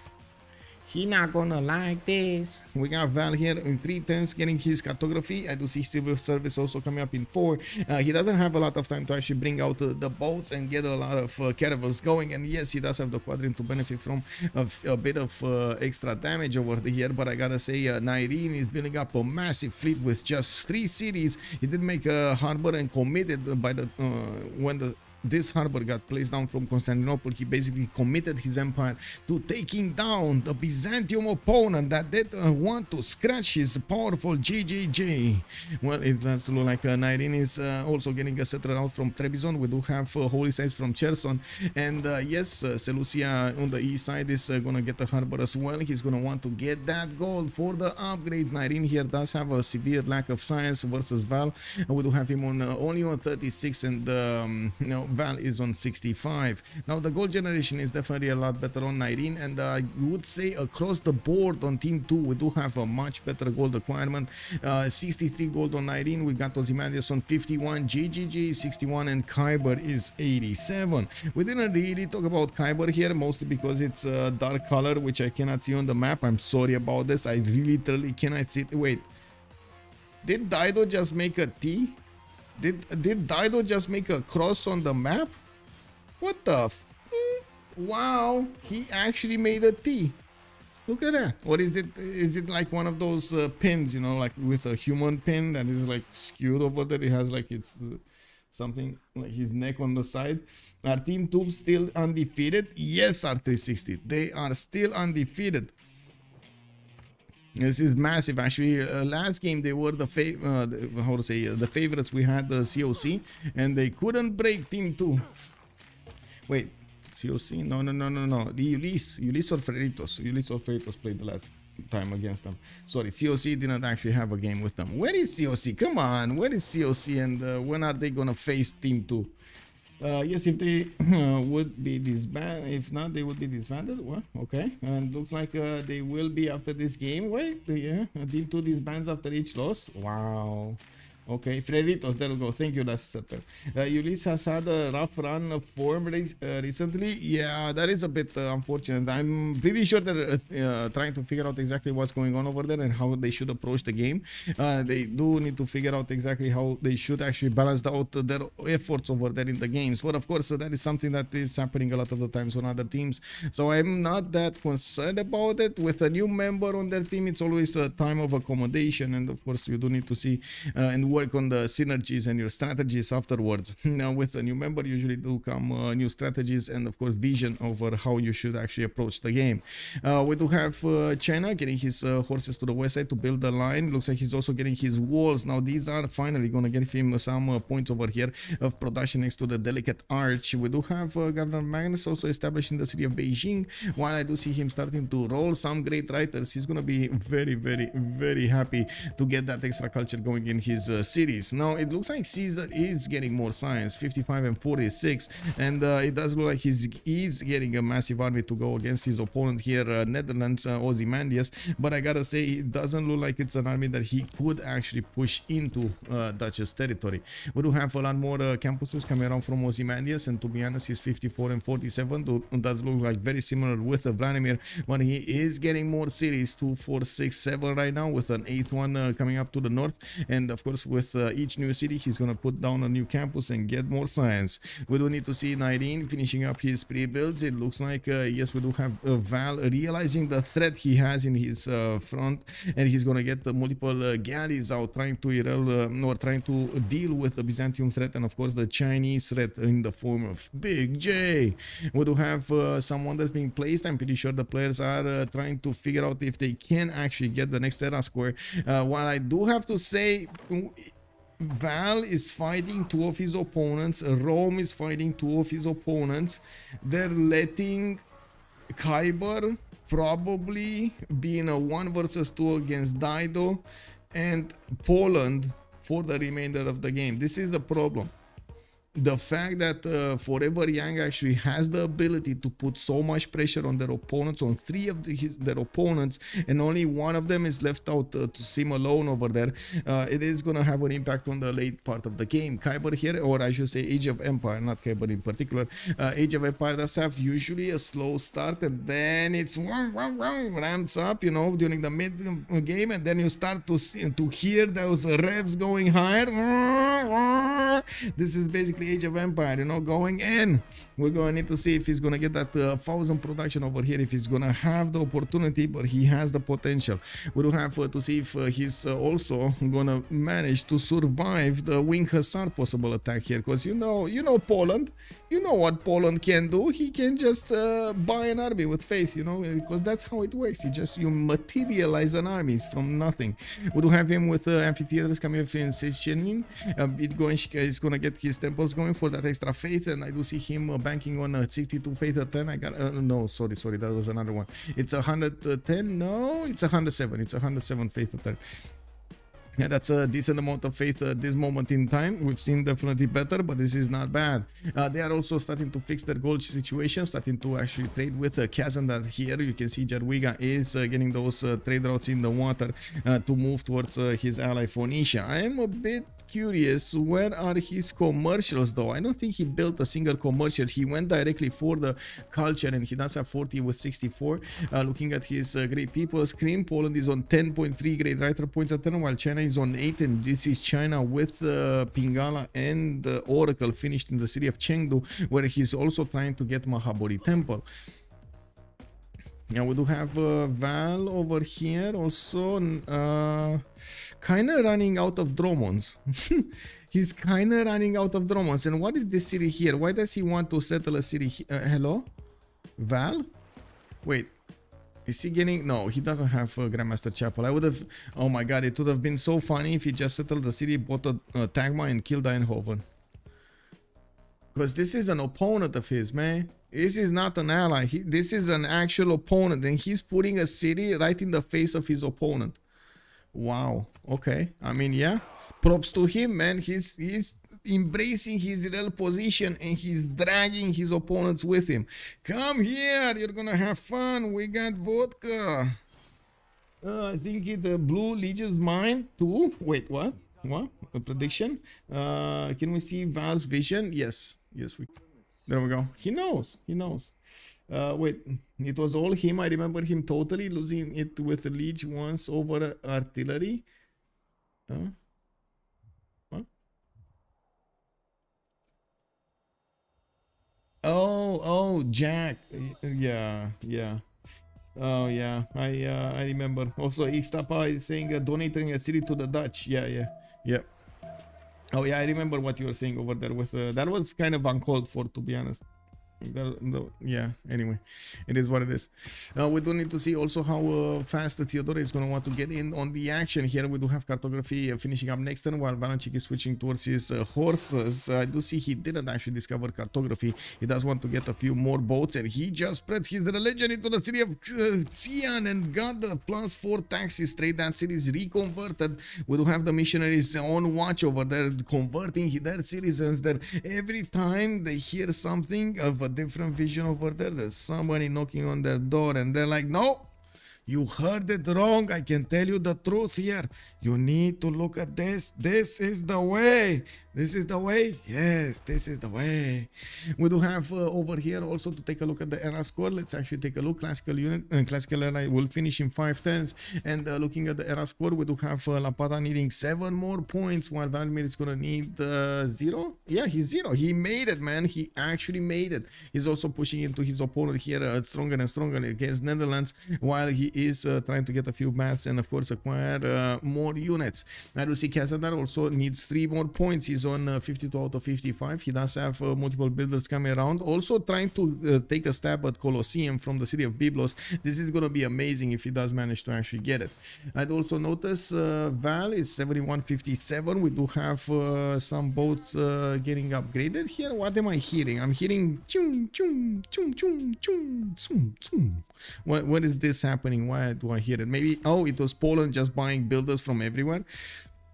Poland might be looking to actually switch to a pan-Russian voice if he's buying builders like this. And we do have Nyreen, also 48 out of 54. He does need 6 more points to get his gold, and he's trying to get the hippodromes done in 2 turns. If he did, that would be the first one built. That's gonna give him the +4 points easily. Now Ozymandias 54-52, he got his goldenish. We got JJJ here 85-59, not a problem. He's getting Colossus also being built from Xi'an, gonna get an extra trade out capacity. And I gotta say, man, this is unbelievable what he did.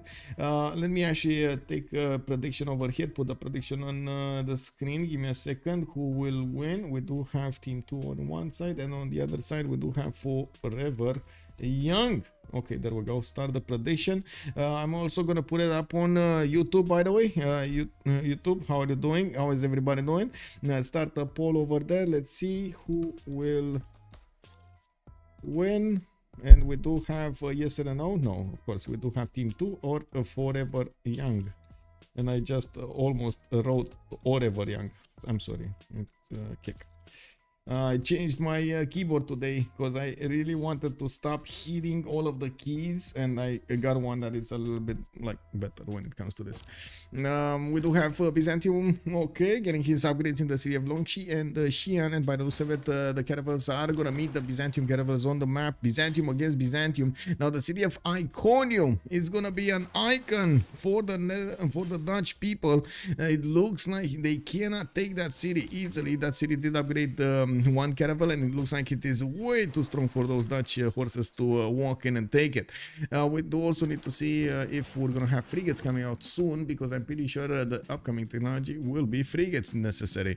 Now we do need to take a quick pick over here, keep the era score going, because yeah, we do have quite a few players that still needed the points. Kazandar here, for example, Lapata also. Lapata with 51-58 is not that strong. We do have him with possible monarchy. Why is he not getting monarchy? He should be on monarchy. Why is he not getting monarchy? We got, oh wait, we got more turns. Okay, getting a horse. He probably got a boat already. Did he get? No, he didn't get a boat actually. These are the 10 garrison strength cities. He didn't get a galley. They would have been 20. So he needs a galley. He can get, so that's 2 points. Swordsman 3 points. Horse 4 points. And he just needs, how many he needs? 7. Okay, it's fine. He's gonna get it. It's fine. It's just a matter of time. Kiber here does also have his 51 out of 51 points. I do see him actually choosing to go for city park strategy. This is the Liang specialty over here, getting those extra science points, culture points, and the food alongside the amenities that you're gonna get from the city states, from the city center. This is gonna be quite important for him to keep up his bonuses. We do have him right now on 10 cities. He's on 146 production, as you can see, the biggest number in the game here, and he is on 200 gold at 10 with 55 science and 79 culture. He does have the potential of exploding in the next era. Now we do see also Byzantium is pushing Byzantium. Nyreen is going against the city of Iconium with the horses of Dutch hitting that city center. It does seem like again it is a bit too strong for those to push through, while it does seem like Val did manage to get a caravel fleet. How is it not doing the damage here? How many points does this caravel have? Oh, he doesn't have Oligarchic Legacy plugged in. Oh, fail. Anyway, let me actually take a look. Maybe he had another thing to actually put in his oh my god, does he not have Oligarchic Legacy? Yeah, he does. It's fine. It is fine. It's there. It's fine. He just wanted a serf-turn. It's fine. He's getting new builders. He's gonna chop, and we're gonna see his boats get to pokey. I gotta say, Nyreen over here did make an impressive fleet to the west of his empire. He did stop actually making the pre-builds, which I think it's a bit of a bad juju here. He would need to get a lot of quadrims, and he doesn't have a lot of time to get them. Val popped his only admiral. Urban planning +6 production worth too much. Good night, Mozdrat. Hello. Good evening, sir. Good evening, sir. I hope we will have a wonderful stream as well. Also, what does animal screen look like? Give me a second. Let's actually take a look. We do have these soon. Oh my god, they rolled through these animals so fast we didn't even see them. Let's see what's happening here. So, great animal, great animal, great animal. Themistocles, Artemisia, not the good ones, not the good ones. Hannibal Barca, this is not. Zenki over here, it's one on England. Okay. Okay, Leif Erikson is gonna be on Phoenicia. Okay. We do have another admiral, Himerios, on Age of Empire, and Rajen Dracula is on Theodora, Byzantium. That is a problem. That is a problem. He didn't roll one of these admirals over here. How many points is he making? Because he needs 300 points. Oh my god, 5.7. That's not nearly enough. Look how many points England and Phoenicia are making. 19.5 and 21. While Netherlands is making 5, Byzantium is 5.7. The other Byzantium is also his 5, and China is making 5. Well, it does look like the fleet of Val over here might be overcome by these Nyreen boats. We'll have him trying to flex his Dromon against these boats, but he's barely scratching these, and it looks like the Dromon lacking its plus 10. I think it was a bit too much. I think he got totally shafted out of the game here. I would imagine a plus 5 would have been enough. I definitely would think the plus 5 would have been enough. Anyway. Popping fleet was a huge mistake. Plus 5 on all boats versus one fleet caravel. First of all, I don't think... first of all, the admiral over there is not going to give the points to the caravels, unfortunately. It's only Words of Religion difference as well. He didn't get the Words of Religion. Yeah, he didn't. Oh my, he didn't get it. Yeah, it looks like his boats are dying quickly. 79 against 68 over here. Nyreen is gonna get the cities of Byzantium if he keeps on doing this, and it looks like Dutch is gonna have a free city also. Okay, they did manage to get some points from their opponents making mistakes there. It looks like Poland is also starting to get his builders out. We do have just a bit more time, just a few more turns until we're gonna see it at the World Congress, and we're gonna see what kind of options they're gonna have to go for. I'm pretty sure in the era score, there we go, Kazandar did manage to make his golden age, and Lapata did manage to get his golden age, as well as Val and Vladimir. While on the right side, we do have everybody over the necessary threshold of points for the golden age. Okay, another city to the west side. This should be actually the Byzantium, or I should say the English fortress. This should be where he will hold his defense over here, and I'm a bit worried that he actually put a city on the west side instead of the other side of the river. I guess, you know, little details, it is what it is. Kiber over here is going to get also a city on the southwest. He's going to want to control these seas, and of course maybe get some later advantages against both Rome and Poland. We do have him with quite a few new cities coming around. I do see new settlers, and I do see him also spreading out his religion. He did get Protestantism, which is Zen meditation and stewardship for the extra science he's gonna get from the campuses, and some extra gold from his commercials. I do see builders coming out from Liverpool, Birmingham, gonna get new builders also and improve his amenities. Looking at his citizen count here, he's on +6 amenities in multiple cities, which is very good at this point. He's managing to get the double bonuses over there for his from his amenities. Very nice, very nice. Well, double bonuses is like what, 15% something. It's amazing. Now we do have to also take a look at Kazandar, settling quite a few cities on the eastern coast, connecting his economy with Poland. It allowed him to get the gold rolling. He is on 155, but not even scratching the surface of what Team 2 is doing. And we do have 3 players from Team 2 over 150 science, with Nyreen catching up on 80. It looks like he's, of course, the one that needed to dedicate so much effort into getting a fleet, and he is taking the cities of his opponent Val down. We do have Sira about to be taken over, while Byzantium is, well, I should say Nyreen is going to have the chance, the opportunity to take Iconium. He's probably want to give it to Ozymandias. And we do have China, even us. Oh my god, oh, look at China, man. They are so sure they're gonna kill off Val here. He's getting a settler right behind these caravels. Taking cities, putting settlers. Taking cities, putting settlers. Oh, that's the way we go. That's the way we go. It is what it is, man. R360 China is 105 and 59. Yeah, man, he's just going crazy, bro. He just went woo. We got a flying toilet over here in the house. Good evening, sir, and welcome. What is going on, my friend? We got also Val doesn't have bikes and waters of religion. That is a problem, Chelny is pointing out. That is indeed a problem. Good evening, sir. Every person on 2 has a religion, where if forever young losing that only player with a religion. Yeah. Mr. Toes, good evening, sir. How are you doing? How are you doing? Welcome. We do have to also see if JJJ is going to need to build another wave of military here against Rome. Looks like Vladimir is having a hard time to actually get more points on the board here. He did get to 129 production, and I do see his... Okay, never mind. It's fine. He got the horse to defend. We do have Vladimir getting his setup going for the next part of the game, putting the bass for the upcoming industrial zones, and I do see him still working on the chops in his cities.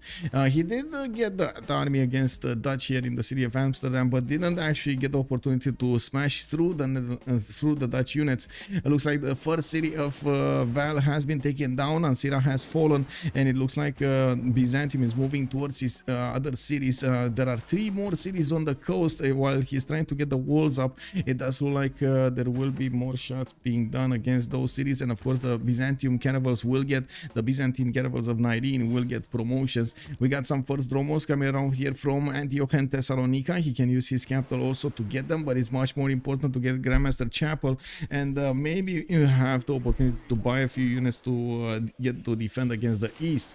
Now there is also Dido here on the east side, but I gotta say, losing a player this early in the game is gonna be very problematic. We don't actually have somewhere for Val to run unless he sent a settler like 10 turns ago or 20 turns ago. No, he doesn't have where to run. He doesn't have where to go, and this was probably the unluckiest moment ever. If he would have had an open land towards Dutch, I would bet a lot of money that Dutch would have gone down to the Tagmas. Like there wasn't much that Netherlands could have done against the Tagmas. Dragoș, bună ziua, domnule, bună seara, bună seara. Toilet is clueless. Wow, wow, toilet. Are you clueless? Wait, last time he had internet issues. He was about to lose FFA points to me.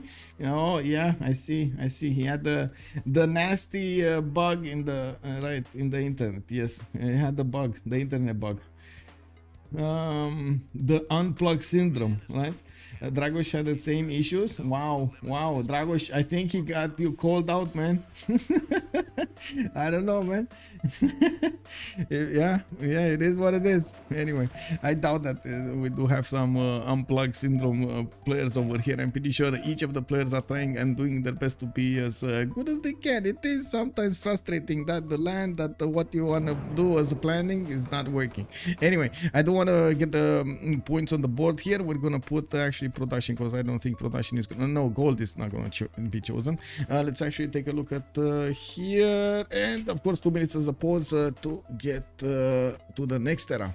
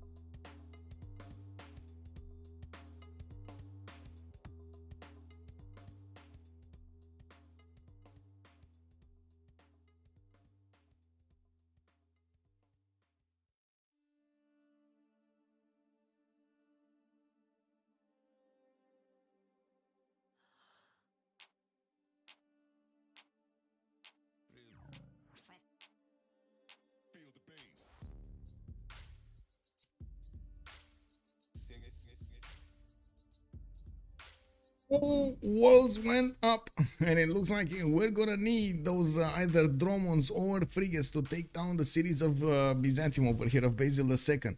Let's see also what happened in the Golden Age. We do have in the World Congress faith, minus 50% faith, truffles granting amenities, and it looks like chosen player does get 2 diplo points. It's JJJ. We do have him, of course, with the seas to the north actually being secured, so he's gonna have the opportunity to go for Statue of Liberty. I'm pretty sure with Grandmaster Chapel he's gonna have a much easier time to also defend his west side, and he does have 140 faith a turn, even going for Colosseum from the city of Beijing. He's gonna take that away from who was it? Here, Phoenicia. He's gonna take that away from Phoenicia. It's in 3 turns here. Anyway, we do have Vladimir with also Pen Passion Voice Golden Age. We do have him actually getting more bass, getting his Diplo quarter done. Intelligence Agency doesn't really look like he's preparing for another attack against his opponent. Let me actually switch my screen over here so I can catch up with chat as well. No ads over on YouTube. Oh, amazing. Yeah, amazing. How much era score did China end up on? Too much, I would say. He's on 113 out of 131. Way too much. Not worth advertising to. Cake W, man. Yeah, it is what it is, man. Fufi, good evening, sir. Now we do have to take a look what's going on over here on Kazandar with free inquiry golden age. He's going to get those science points rolling. 139 science with 46 culture. It looks like God of the Sea here, of course, is giving him those extra points of production, but I gotta say I've seen better tiles. We do have him with the Colosseum in 4, and it looks like he did have the opportunity to chop another 2 of these rainforest tiles, but to be honest, it does look like he's still gonna have one. Wait, no, he doesn't. This is just food, right? I think that's just food remaining on the bananas. There's like no more forest or rainforest there to chop. We do have also Val with 74 science and 62 culture. Unfortunately, he's getting pushed and his cities are fallen. It looks like the 2 cities, Adrianople and whatever this was, Sinop, did actually manage to survive for a little while longer. He's getting a Tagma for a stronger unit, and of course he did have the caravel strength cities anyway. We do have Byzantium starting to work with just his caravels on the Adrianople defenses, while he's probably going to need to get not only the Dromos but also frigates here soon to deal with the threat. Nyreen is 4 turns away from square rigging, while his Dromos are starting to get next to his opponent's cities. He's gonna get the opportunity to upgrade in the city of Ansira right next to his opponent. I can't believe actually what city loyalty is not changing. Wow, I can't believe he settled right in the face of his opponent and he's not changing his loyalty. Anyway, we do have Nyreen also with theocracy. He's 66 science with 138 culture. He's gonna have definitely nationalism much faster than his opponent, and will have with that much stronger units to benefit from. I did see him building up his Grandmaster Chapel in the city of Constantinople, and he's getting his commercials out for that extra point, those extra points of economy. You can actually see the economy on team 2 is very, very good all across the board here. We do have Ozymandias, 118 science with 68 culture. On Dutch, he did get to 2, 4, 6, 8, 9 cities. Did take over the city of Iconium that got settled initially by Basil II, right in front of him. Very surprising settle over here from Basil. It looks like also JJJ with 61 science and 117 culture chose to go for a second monumentality golden age, and he is benefiting from that 150 faith. Getting Colosseum next turn, he is going to take it away whatever happens here from Phoenicia. It looks like Phoenicia is 2 turns out from that Colosseum. A bit unfortunate, but it is what it is. It looks like we do have also Kiber with 117 science, 65 cultures. He chose to switch to a free inquiry golden age with the moment 2, 4, 6, 8, 9, 10, 11 cities. We do have Kiber here with best production in the game, 237, and we do have him also 332 gold a turn, and switching his trade routes externally here towards his neighbor Netherlands. We do have also a lot more libraries coming in for him. I'm pretty sure we're going to come very close to getting Newton in the next few turns over here, and we're going to need to see who's also going to get these merchants, because there's actually quite a few. There are actually quite a few points being gathered here in the merchant screen. Look at Netherlands go, 8 great merchant points a turn. Biggest issue here for Val was the lacking of an admiral of his Renaissance era, and because of that his opponents did manage to gather enough points that they managed to overwhelm the same technology. Okay, there we go. GGJ taking away Colosseum from his opponent and immediately poking his opponents with some smiles over here. It is what it is, man. Nyreen even blasting the top over there. I would say letters. And I gotta say, guys, because I was asking, but I don't want to put any pressure. Just saying, this is just my my curiosity over here that was getting the best of me, and I was trying to figure out if I could use the AI to actually generate a logo. I did try to actually make a logo for Team 2, and I asked a very simple question to the Bing AI. Not sure if you guys are familiar with the image generator over there. For a few things. What do you think of this? Look what this generated, man. Look at this, bro. What is this? What is it? Give me a second. What? Okay, there we go. This. What do you think of this? A little bit like detail over here on the shield and so on. Is this fitting for Team 2? Do we have any Team 2 members here in the chat that would answer our questions, or is it too much? I didn't. Okay, it is what it is. Hurricane Whoa, where did that Chinese settler go? His fleet got wiped out. Kane, yeah, his fleet did get wiped out. Let's actually take a look. Does not allow a civilian to be killed from a natural disaster. Yes, that is true. Let's actually take a look what's going on further. We do have my god, Nyreen actually getting pushed back over here. He does have replacement caravels that could walk in, and you do see that he's working on taking over Amasia as well. There is a builder there that will try to chop the walls in that city center, while Nyreen is gonna get to feast on these fishing boats and get back his health. I'm not sure exactly how that works actually. How do you get to like scavenge the woods from the boats you send to the bottom, so you put planks on your own boats? How does this work actually, and why does it work only on the fishes? Did anybody just anyway, it is just a 2. Exactly, it's just a 2. So games don't enter in 2. Yeah, I mean, yes and no, but anyway, would be pretty interesting to produce the LLM for the sources it used to generate this image. I'm not sure what you mean by LLM, and I don't know what that acronym stands for, but by your question mark, I would imagine you are thinking about like a how to say a source, right? The source images. Yeah. Also, I did see Ave Machiavelli was writing something. Wait. The sky turns gravy. Do you think Civ6 lost its luster, or it's in best state ever given all the balance changes? I think it's right now it's got to a really good state. Like the competitive scene is much better than it was. We do have the scenes much closer to each other than we had them a year ago. I also see major improvements when it comes to the stability, or at least that's my impression. We've seen a lot less players drop, and it was much easier to actually get back into the lobbies. Even the periods when we did have multiple updates on the mods, it still was easier. An easier time. I remember the times when we were spending like 10 hours to finish a game. Please no, let's not go back to that time. But yeah, I guess we're gonna need to see. I think we're getting to that moment in which it's hard for us to evolve the game. It's more up to the developers to try to take into account what the lessons learned or what they want to do in Civ 7, and maybe we're gonna have a much more attention given to multiplayer. I'm just saying, maybe there's gonna be a little bit more attention. There are things that could be relatively easy to implement over there. Well, anyway, coming back also to Machiavelli, I'm just catching up to chat, by the way. I'm sorry. On the topic of advertisement, it's funny to me that Dota 2 tournaments often seem to be sponsored by the Chinese car maker Haval. It's as if they have no clue how old an average Dota player watcher is. Yeah, I guess. I mean, a lot of the times these sponsorships actually help out the firms that are doing the sponsorships more than they do it for just marketing, right? They do want to get to write off some taxes and stuff like that.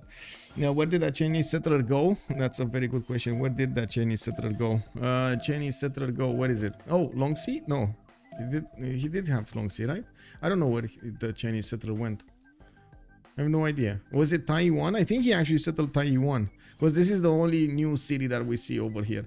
Anyway, it looks like we do have Adrianople getting pushed again now that the winds have cleared and the skies are blue again. We do have the attack started on Adrianople, another wave of attacks coming up from these caravels of Nyreen. He's preparing his frigates next to the city of Meliten, and I do see 3 of them are going to be upgraded here quite quickly. We do see him getting square rigging next turn, while he is still doing the damage against those 2 other cities of Byzantium. It does look like they kind of are finishing off Byzantium slowly, but it is happening. We do have also to take a look on the other civilizations, and I'm going to catch up with chat immediately. Wilhelmina is an Efringuri gold. Oh, actually, I think we did actually take a look at everything. I think we did actually go through each and every one of them, because I definitely remember talking about Kiber there. Baby G does not know. Okay, well, did read that. So games don't enter to. I did read that. I loved when my settler got lost in a flood. It's part of life. Yeah, well, it is what it is, man. I would imagine, you know, there needs to be some risk involved when you're moving units on the map, and I do feel like there should be a risk over there. If you're moving next to a floodplain or on a floodplain, it's kind of your fault. You're gonna get flooded, you know, like you made the conscious choice of moving there. Just saying. Dash Green LLM is a large language model. Okay, thank you. I was more thinking about his comment directed at what kind of sources they use for that particular, like for the textures over there, for the soldiers, for the 2-letter and so on and so forth. I guess that's where the question comes in, and I would actually be interested in that information myself, I gotta say. I would love to say that, but I don't think they're gonna do it. I don't think they're gonna ever reveal how the AI meshed together multiple images, because they will become immediately susceptible to copyright infringement and so on. They're basically giving up their sources, right? I don't think they're gonna do that. Just saying. I mean, it's probably more comfortable for them to be in the gray for a little while until the market catches up to what's going on with the AI. And then it's gonna be probably a bit more, I want to say, a bit more open to what it's doing. I would like to forget them. Wow, why? What? What do you mean? I mean, epidemics would be realistic, but seeing epidemic you just lost 90% of the population in our city would be too much. Yeah, that would be. And imagine if you do have epidemics, you do need to do other stuff. Like you're probably gonna need to do either projects. Oh my God, the invasion, the JJJ strikes back. It is JJJ getting all of those crouching tigers, and instead of attacking into the drones on his coast, which he dealt with swiftly by throwing Nyreen at his opponent, he just like picked him up and whoo, and those caravels just threw Nyreen at his opponent. We do have him upgrading so many units to the west of Guangzhou and about to hit the defenses of the city of Hong Kong. Vladimir scrambling to get the man at arms built. He get his crossbows over here to also get some shots on return. We do need to see if Vladimir is going to keep up with the size necessary. It looks like at the moment yes, but it is definitely lacking the culture. And looking at the production screen here, the difference is starting to be a bit too big. JJJ can benefit from a lot of faith per turn alongside that 203 production. Also, Linda, droughts are out of the game. Yes, and got good riddance actually. Yeah. Ligo and Slayer, hello there, sir. Did they announce anything about the release date of Civ7? I am not aware of right now of any information related to Civ7. I just know a few rumors going around, but it's nothing officially from them, and not even like close to them. It's just like maybe some suppositions about maybe some signs being written in the stars over there or something. Somebody just, you know, dreamt something last night and thought it's good to share. The point of BBG isn't to make everything as realistic as possible. There are modes for that. It's to make viable for competitive play. Yes, plus. I do have to echo what Lesser Playlist has said. Also, give me a second. How close is China culture victory? I would say not close enough. He's on 7 out of 31, but he is rolling into these tourism points quite quickly. And of course, he's pushing his opponents to get going. Oh my god, let me actually finish this notification. Anonymous gifter, thank you so much for the gifts. I didn't. Oh my god, there was no. Oh, thank you so much for gifted subs over here. We do have the Sky Turns Gravy, we got Death Turn, we got Young Pink, and we got MJK, the biggest, is showing up here. Also, let me get back to reading the chat over here to see what's going on, what you guys think about this game over here, and of course, what kind of questions you have about the community at large. We do have also BBG doesn't need no feedback from CPL bad players. Whoa, MJK. Oh no, you didn't. I don't know, man. Throwing some drama here. What is MJK doing? You won a CWC multiple French leagues. Who are? Whoa, MJK, slow down, bro. Slow down. No, that's not what I meant. Okay, Machiavelli, thank you for clearing that up. Much appreciated. He probably is some guy who played with. Yeah. Don't worry. Also, I do think they could explain it even if they wanted to. Okay. It's fine, guys. Just another troll. It is. The models are largely back blocks. Yes, Dash Green, I would imagine so. The moment they are a black box, it is what it is until it's going to become mainstream, and then it's not going to be that black box anymore. I'm also pretty sure with AIs, we're going to have a lot of people privately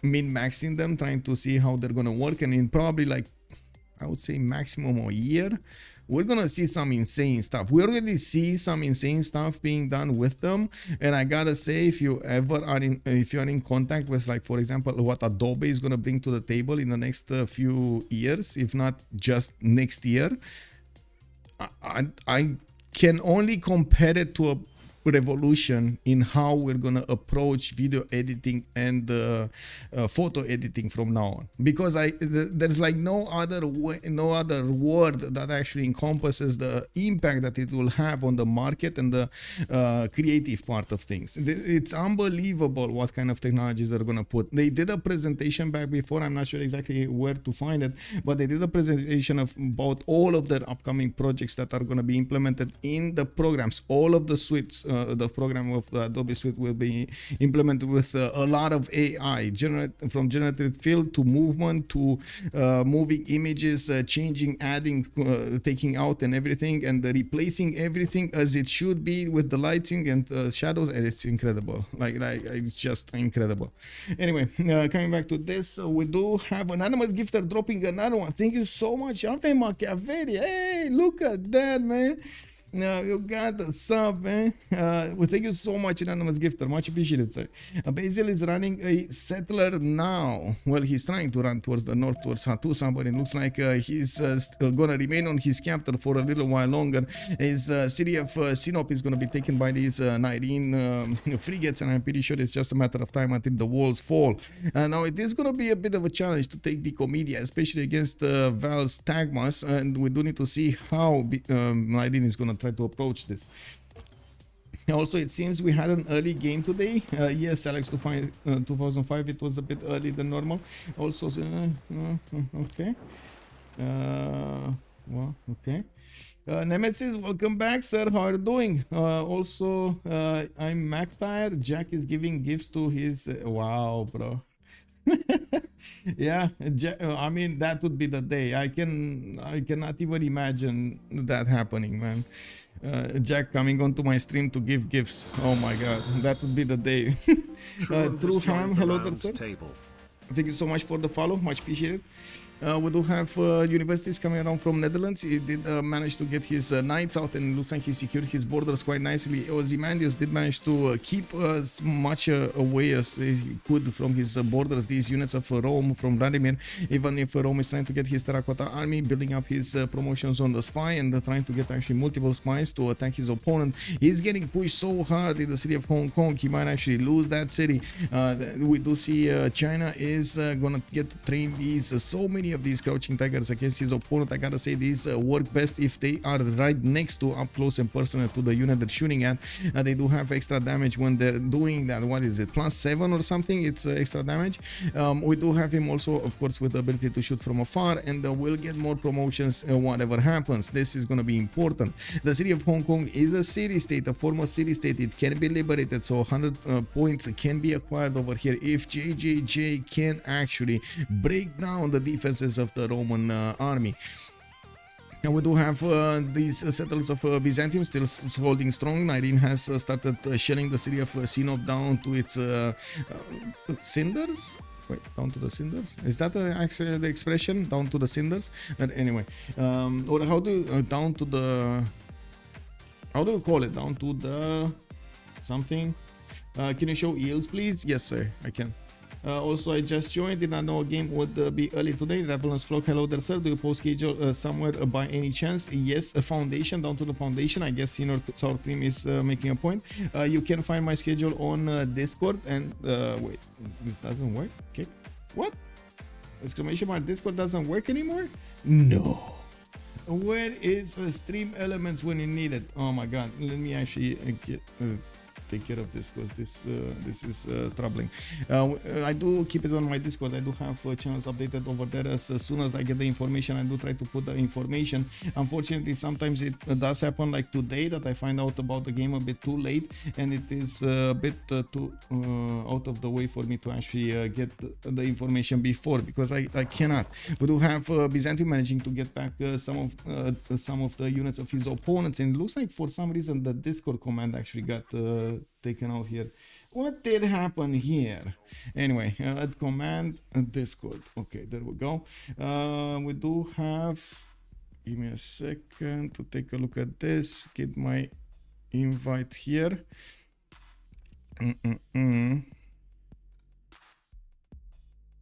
Hello, edit invite link. Never generate. There we go. And join my Discord at, there we go, submit. Okay, and now let's see if it works. Discord, bam, there we go. We got it, boys. Nice one. They're spamming in Sino. Yeah, I mean, he's hitting all of the tiles over there. He knows that that city is dead. There's no way that he's gonna get it back. I gotta say, also the frigates of Byzantium of Nyreen won't ever get to attack Nicomedia, which is a bit unfortunate. He's gonna actually need to get the land army to actually attack that city center. I also want to point out he doesn't have the ability to buy units with faith in the cities that he just conquered. He's gonna have to get them from his own cities, put them in the water, and then disembark them on the lands of Byzantium.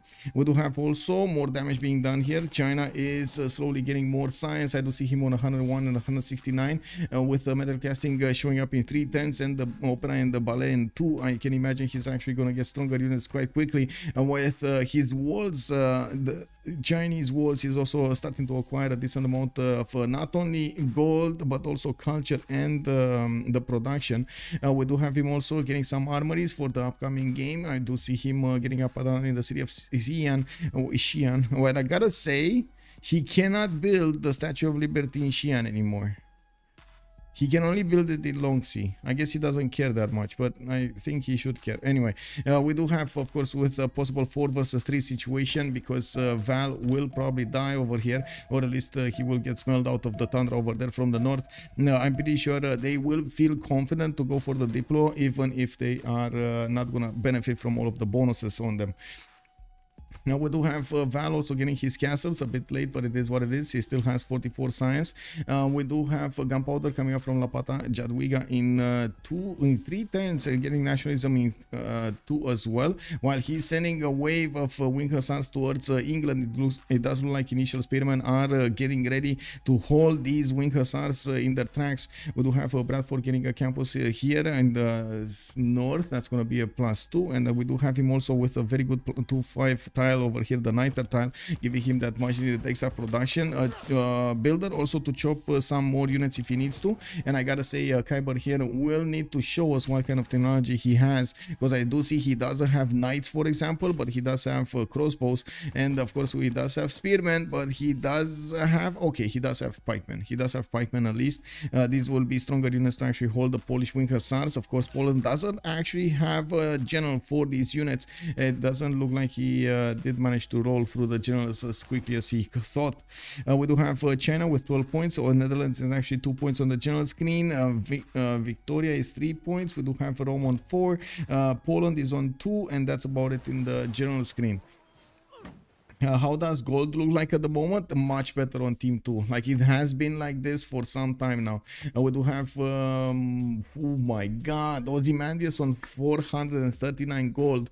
We do have Kiber on 386. JJJ is 232, and Nyreen is also on 132. On the other side is just Kazandar making 400 points, while his allies are barely scratching the triple digits. Not to mention Vladimir is barely over the double digits, like 11, and Val is negative. Well, let's see what we have here. Ooh, Chinese crouching tiger course. I mean, this could have been better, right? We do have Roman musketemen starting to actually defend for Rome, and it looks like he did manage to secure a technology that will allow him to get going through the next turns over here. Keep Hong Kong defended. He does have governor victory inside of that city center, getting more crossbows out, and I'm pretty sure he's going to try to spread his religion. I just jumped to China. China is going to try to spread his religion to his ally. As you can see over here, there's an apostle there. I do need to see if they did actually finish their religions with stupas actually acquired by Poland, and also holy waters. We do have him with an extra possible amenity from that specializing building. We do have Watts on Basil. Is this Basil or is this? No, this is Theodora. Watts on Theodora. While China is gonna get Defender of the Faith with cathedrals, the slot for the great works of any type. While we do have England just with his Zen meditation and stewardship. Okay, general sent to the front line over here. He does have Shun Tzu's back, and we do need to see if these crouching tigers will actually get enough strength to push through, because I do believe the musketmen are a bit too strong for them. We do have Sinop being taken down, and yes, Nyreen is gonna finish the job on Asia as well. He sent a frigate to deal with the threat, while we do have new caravels also getting around that city. Now we do need to see how fast he's gonna be able to take Nicomedia, because yes, it's gonna take time to actually get those knights in there, and of course break the defenses of the opponent's city center. King Stephen, hello there, sir, and welcome. Oh my god, long time no see. Where can we buy your hat merch? I would love to actually have that, man. I would love to have that. I would actually love to have a much more diverse option to buy hats in Romania. We don't have that many I would say hat stores. I guess we got like 2 of them, and I already have all of the hats from one store. I just don't wear them. I just got like I really like this one over the others. I don't know if you guys are fine with it, but I guess you're fine because nobody told me anything. Wait, did we have Byzantium versus Byzantium? Yes, Alex 2005. We did have Byzantium versus Byzantium War on the Seas. Those Romans were coming out from Basil II, while we did have Nyreen pushing back into Basil II. And right now, as you can see, Theodora did manage to push in. Where's Byzantium escapes letter? Justin, good evening, sir. We do have him over here between Jerusalem and Hattusa. He can actually settle somewhere over there, but I'm pretty sure he's not going to be happy settling so close. We do have Nyreen trying to keep one of his caravels over here to the east of Jerusalem to stop any kind of settler moving towards the east. Hats are good, yeah. Can Val escape with a Suz levy somewhere? That's a very good question, actually. Let's see if there are some Suzes that could be taken over. This Zanzibar city? No, that's Kazandar's. Does he have a Suz actually? I think that's the question we need to start from. No, he doesn't actually have a Suz. He doesn't have a Suz. Uh-oh.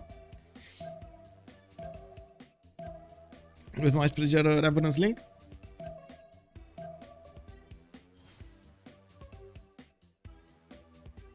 Okay, Poland actually getting into the borders of Bradford. Looks like he caught Kiber off guard. While we do have pikemen coming around from the other cities, it's going to take a while to actually build them. He does have walls in the city of Bradford, and yes, he did actually get a few knights over there upgraded and built. These Polish Winkersars will have something to chew on until those stronger units will come out.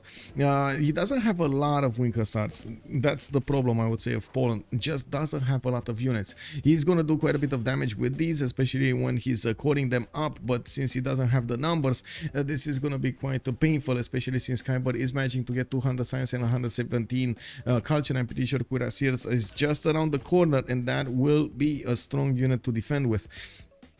Now we do need to see also what's going to happen in the next era. With 8 more turns to go, the players are starting to get their points for the next golden age, or starting to plan if they do want the golden age. We do have the expansion of the production capabilities of Kazandar's Phoenician Empire. With 300 production, he's going to go sky high here with new shipyards coming in from most of his coastlands, and of course he's going to try to get the industrial zones in the meantime. I'm actually quite curious how he's planning this. I do have to say, it doesn't look like he planned out the industrials that much. He just put them out whenever he found like +4s or something, or +3s, and that's about it. Didn't actually try to use his aqueducts for better yields over there in the production.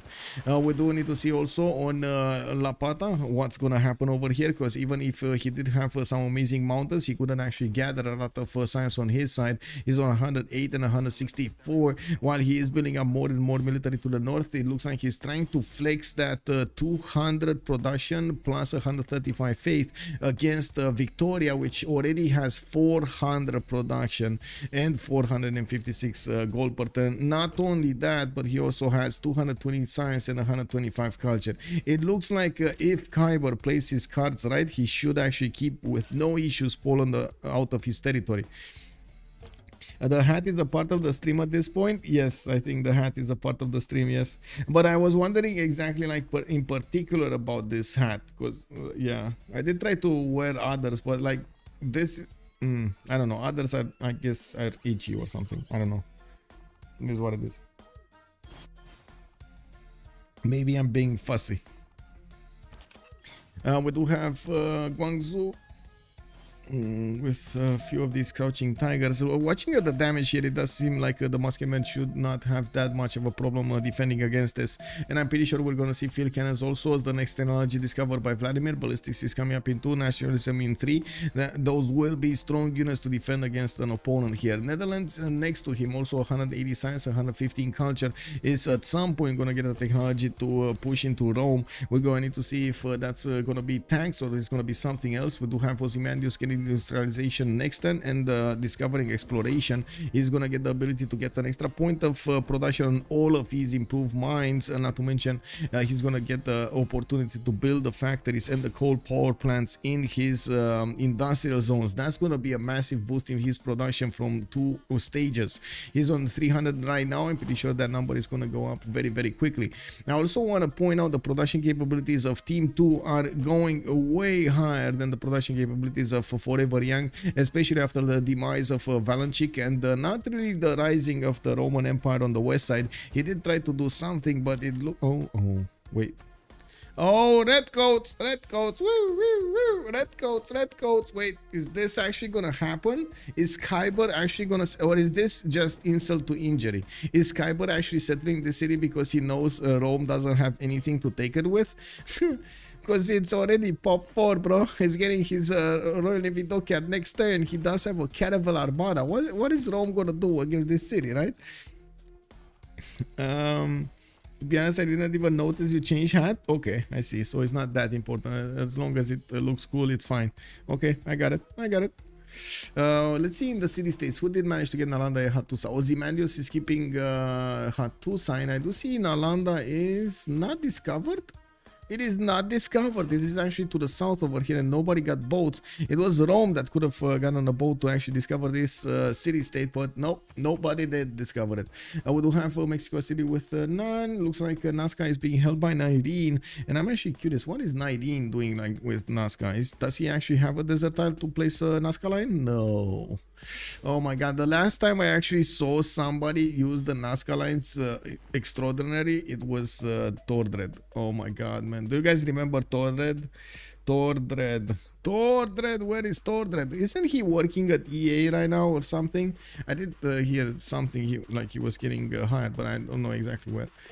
We do have Cardiff also not being taken by anybody. It's just up there in the north. I'm pretty sure they discovered it though. We do have a cat now one. Actually, there isn't that much interest in these city-states. Looks like there is a fight for those culture city-states. Lapata on Caguana, and we do have Vilnius JJJ. And it does seem like the Polish Wing Hussar is going to take a beating over here next to the city of Bradford, with a pieman coming out of that city center. And the Plymouth, I'm pretty sure this attack is kind of over. There might be some pillages still being done by Polish Wing Hussars. There's definitely strong units that are going to take a few hits before they're going to go down. Just look at this one. He just took 2 of the pikeman hits and a knight before it went down.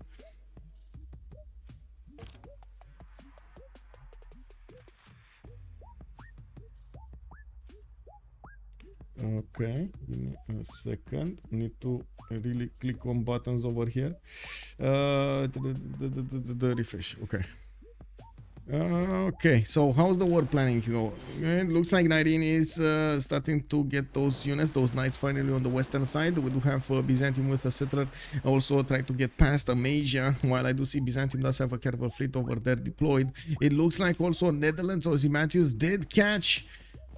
they caught Valanchik with his pants down next to the city of Jerusalem. He's running through the snow over there, melting everything in sight with his tagmas. We do have the Dutch units on his back over here, and we're going to need to see even if Jerusalem is going to want to let him in. But it looks like Jerusalem is just going to tell him to GTFO, not settle his city next to him. And it is impossible right now to actually settle a city in the direction he's going. Oh no. Oh wait, this is a look at the units of Ozymandias, man. Just running after Byzantium over here. This is so funny. Anyway, we do have in his capital Nicomedia. He's trying to get a few spearmen, and I do see Byzantium definitely, or I should say Nyreen definitely needs a lot more units. I'm pretty sure he's gonna be paired for cuirassiers rather than these particular units. Military science in military engineering in one turn from Nyreen. Going on the bottom tree is gonna take him a while to actually discover the technology he wants. Why is he going this? Oh, wait, he needs this, right? Oh yeah, you don't need this for gunpowder. And then he does need to go towards ballistics. So at least 3 technologies until he's gonna get there. We do have another possible settler coming up from Byzantium, but I'm pretty sure he realizes that if he settles around here somewhere, he's still gonna be dead because of Nyreen's units. The difference between the science, it's a bit too much right now. The science of the 2 players is a bit too much. We do have field cannon cores also starting to get upgraded here in Chinese territory. These are much stronger to attack into the muskemen. And yes, I do see Rome did get his own field cannons. It's gonna be kind of a game of chicken being played over here for some time between Vladimir and China. I would imagine China definitely needs to get a much stronger advantage of science, and ooh, it's happening. 164 science on Big J with 229 culture. It does seem like yeah, this game is being controlled on every front by Team 2. I'm not even sure Forever Young managed to get anything here. I think the only thing they got but they couldn't really use was Crusade at the beginning, and that's about it, right? Or did they get... So they lost Colosseum, right? China got it. He got Oracle. He got Mahabodhi Temple. He got Petra. He got Pyramids. He got... Oh my god, man. He got everything here. And then Poland just got left in the dark here. Yeah, he couldn't get anything. Yeah, we do have some Polish Wings cores that are starting to arrive in English territory with Kiber on 200 science. I'm pretty sure he's, there we go, discovering ballistics soon. He does have the piking shot technology, making these pikemen much stronger units to deal with the threat. We do have another city takeover. Actually, Vatican City has been taken over to the north. I didn't see this one taken over by Nyreen earlier. And yes, Nyreen actually sues the city of Jerusalem and said no to the safety settler of his opponent. Fell. He just denied it. Oh my god, what is... I would really love to actually have that mod with the GIFs back on Twitch. I don't know why it got taken out, man. I need buttons to say that was easy, you know, like you know those ones. I definitely need to get more buttons over here on the show. It is what it is.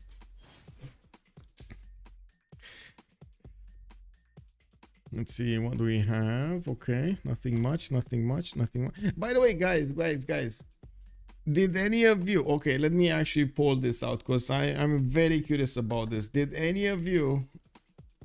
you play the Pericles challenge?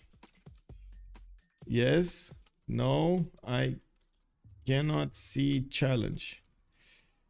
Okay, let's go for 10 minutes. Guys, I have an issue. I cannot see the challenge. It's not there.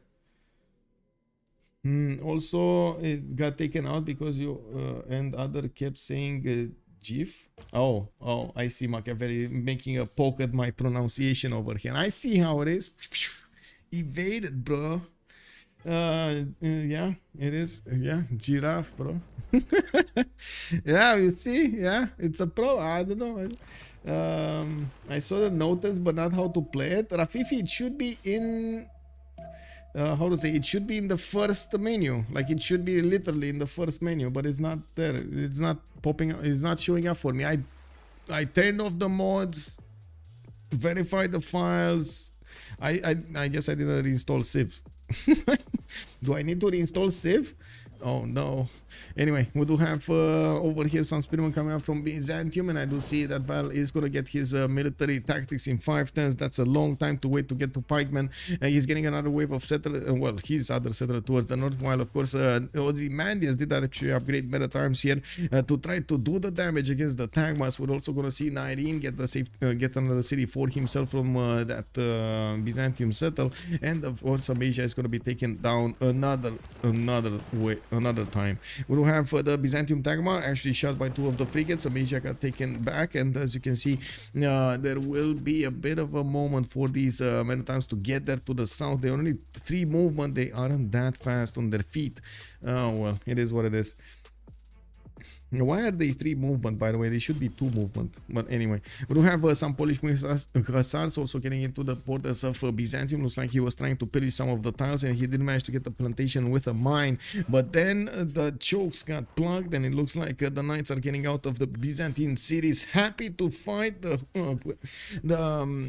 opponents, the weak hussars, in front of them, and get the experience points. We do need to see how fast also Nyreen is going to manage to deal the damage against Val's last 2 remaining cities, or I should say last remaining citadel here, Nicomedia.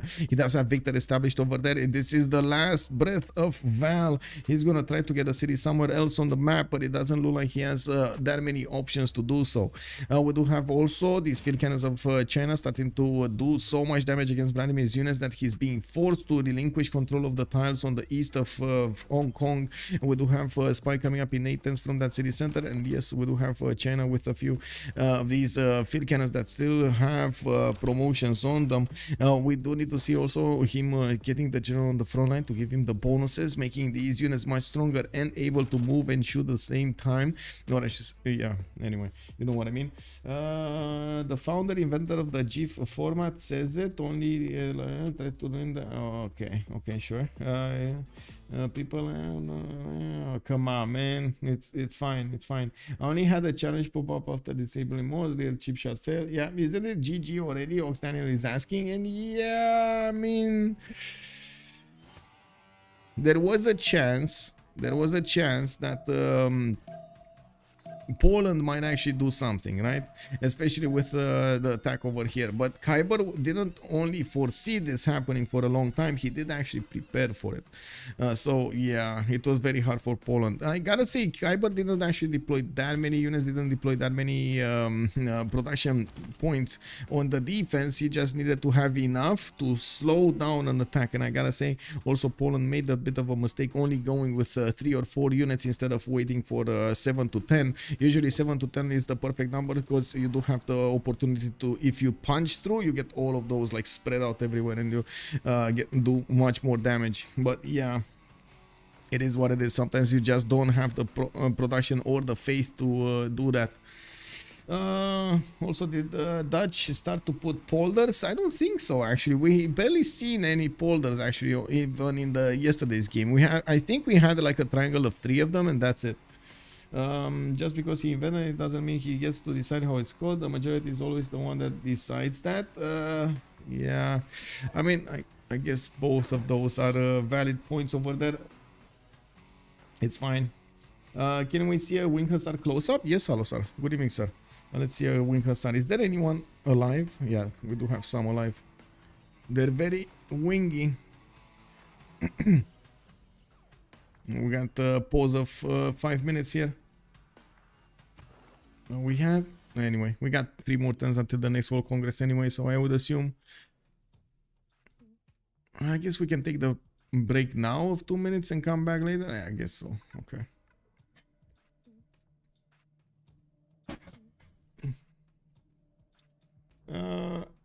Guys, it's healthy to have a debate. Just keep it civil, man. It's all good. So we're coming back in 2 minutes after this pause. We're gonna see the World Congress, and we're gonna also take a look at the era score and see what kind of points they're gonna get into the next era.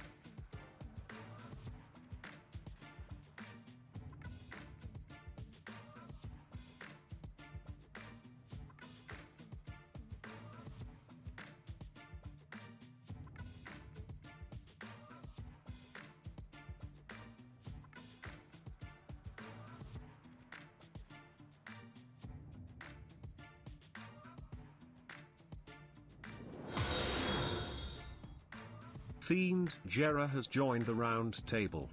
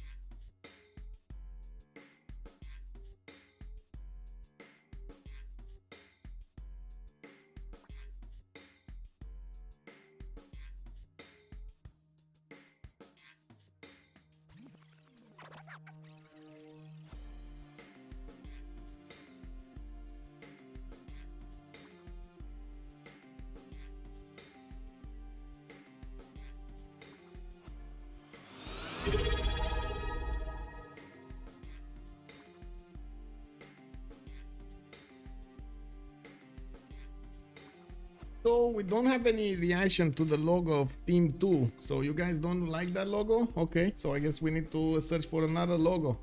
Yeah, what did we have over here? Give me a second. What did happen in the chat?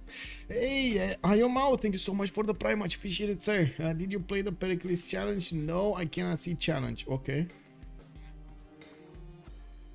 Yeah, I guess I'm gonna vote I cannot see challenge also. He and the team invented the graphics interchange format, not Jafrix interchange from one. It is what it is.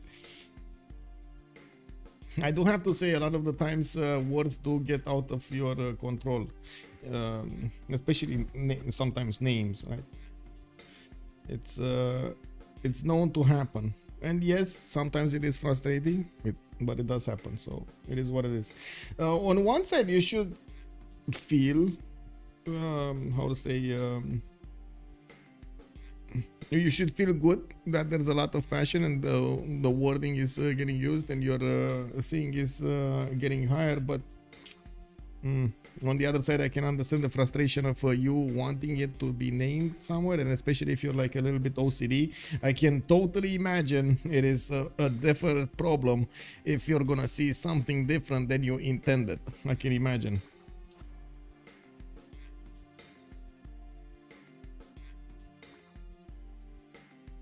We should just call it grief and end the debate. Yeah, Jack, hello there, sir, and welcome. Yeah, big debate over here of how GIF is getting pronounced, GIF or GIF or something.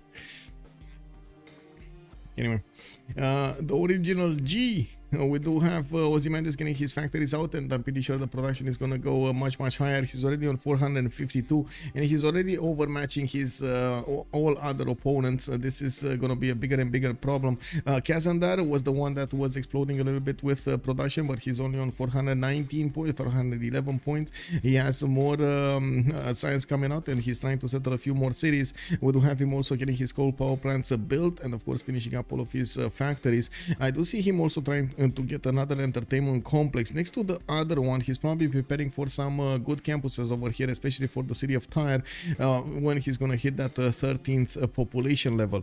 We do have to see if he's gonna manage to get his production much higher, because at the moment it doesn't look like he's gonna keep up with his next door opponent. Nyreen is 300 points of production. He does have 136 science points only with 200 culture. That's definitely something that Kazandar has on him. We're going to need to see if that's going to be enough to break Nyreen's empire, especially after he did manage to conquer Val's empire and got safety over here on the western side of the map.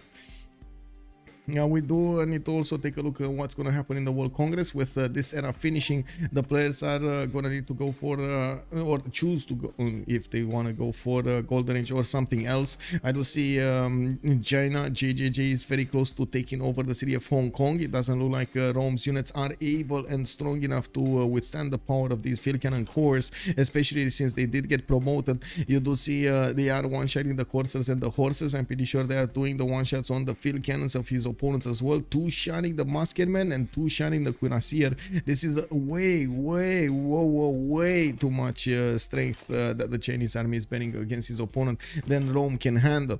We do have also new wonders coming up from China. I do see a spy from Chengdu getting trained, and of course he's trying to search for more science points. He already has a significant lead over his next door opponent Vladimir. I'm pretty sure he's gonna happy to take over his empire, and we got a GG called out. They got a little bit of time to talk. They got a little bit of time to see if they can actually pull this off.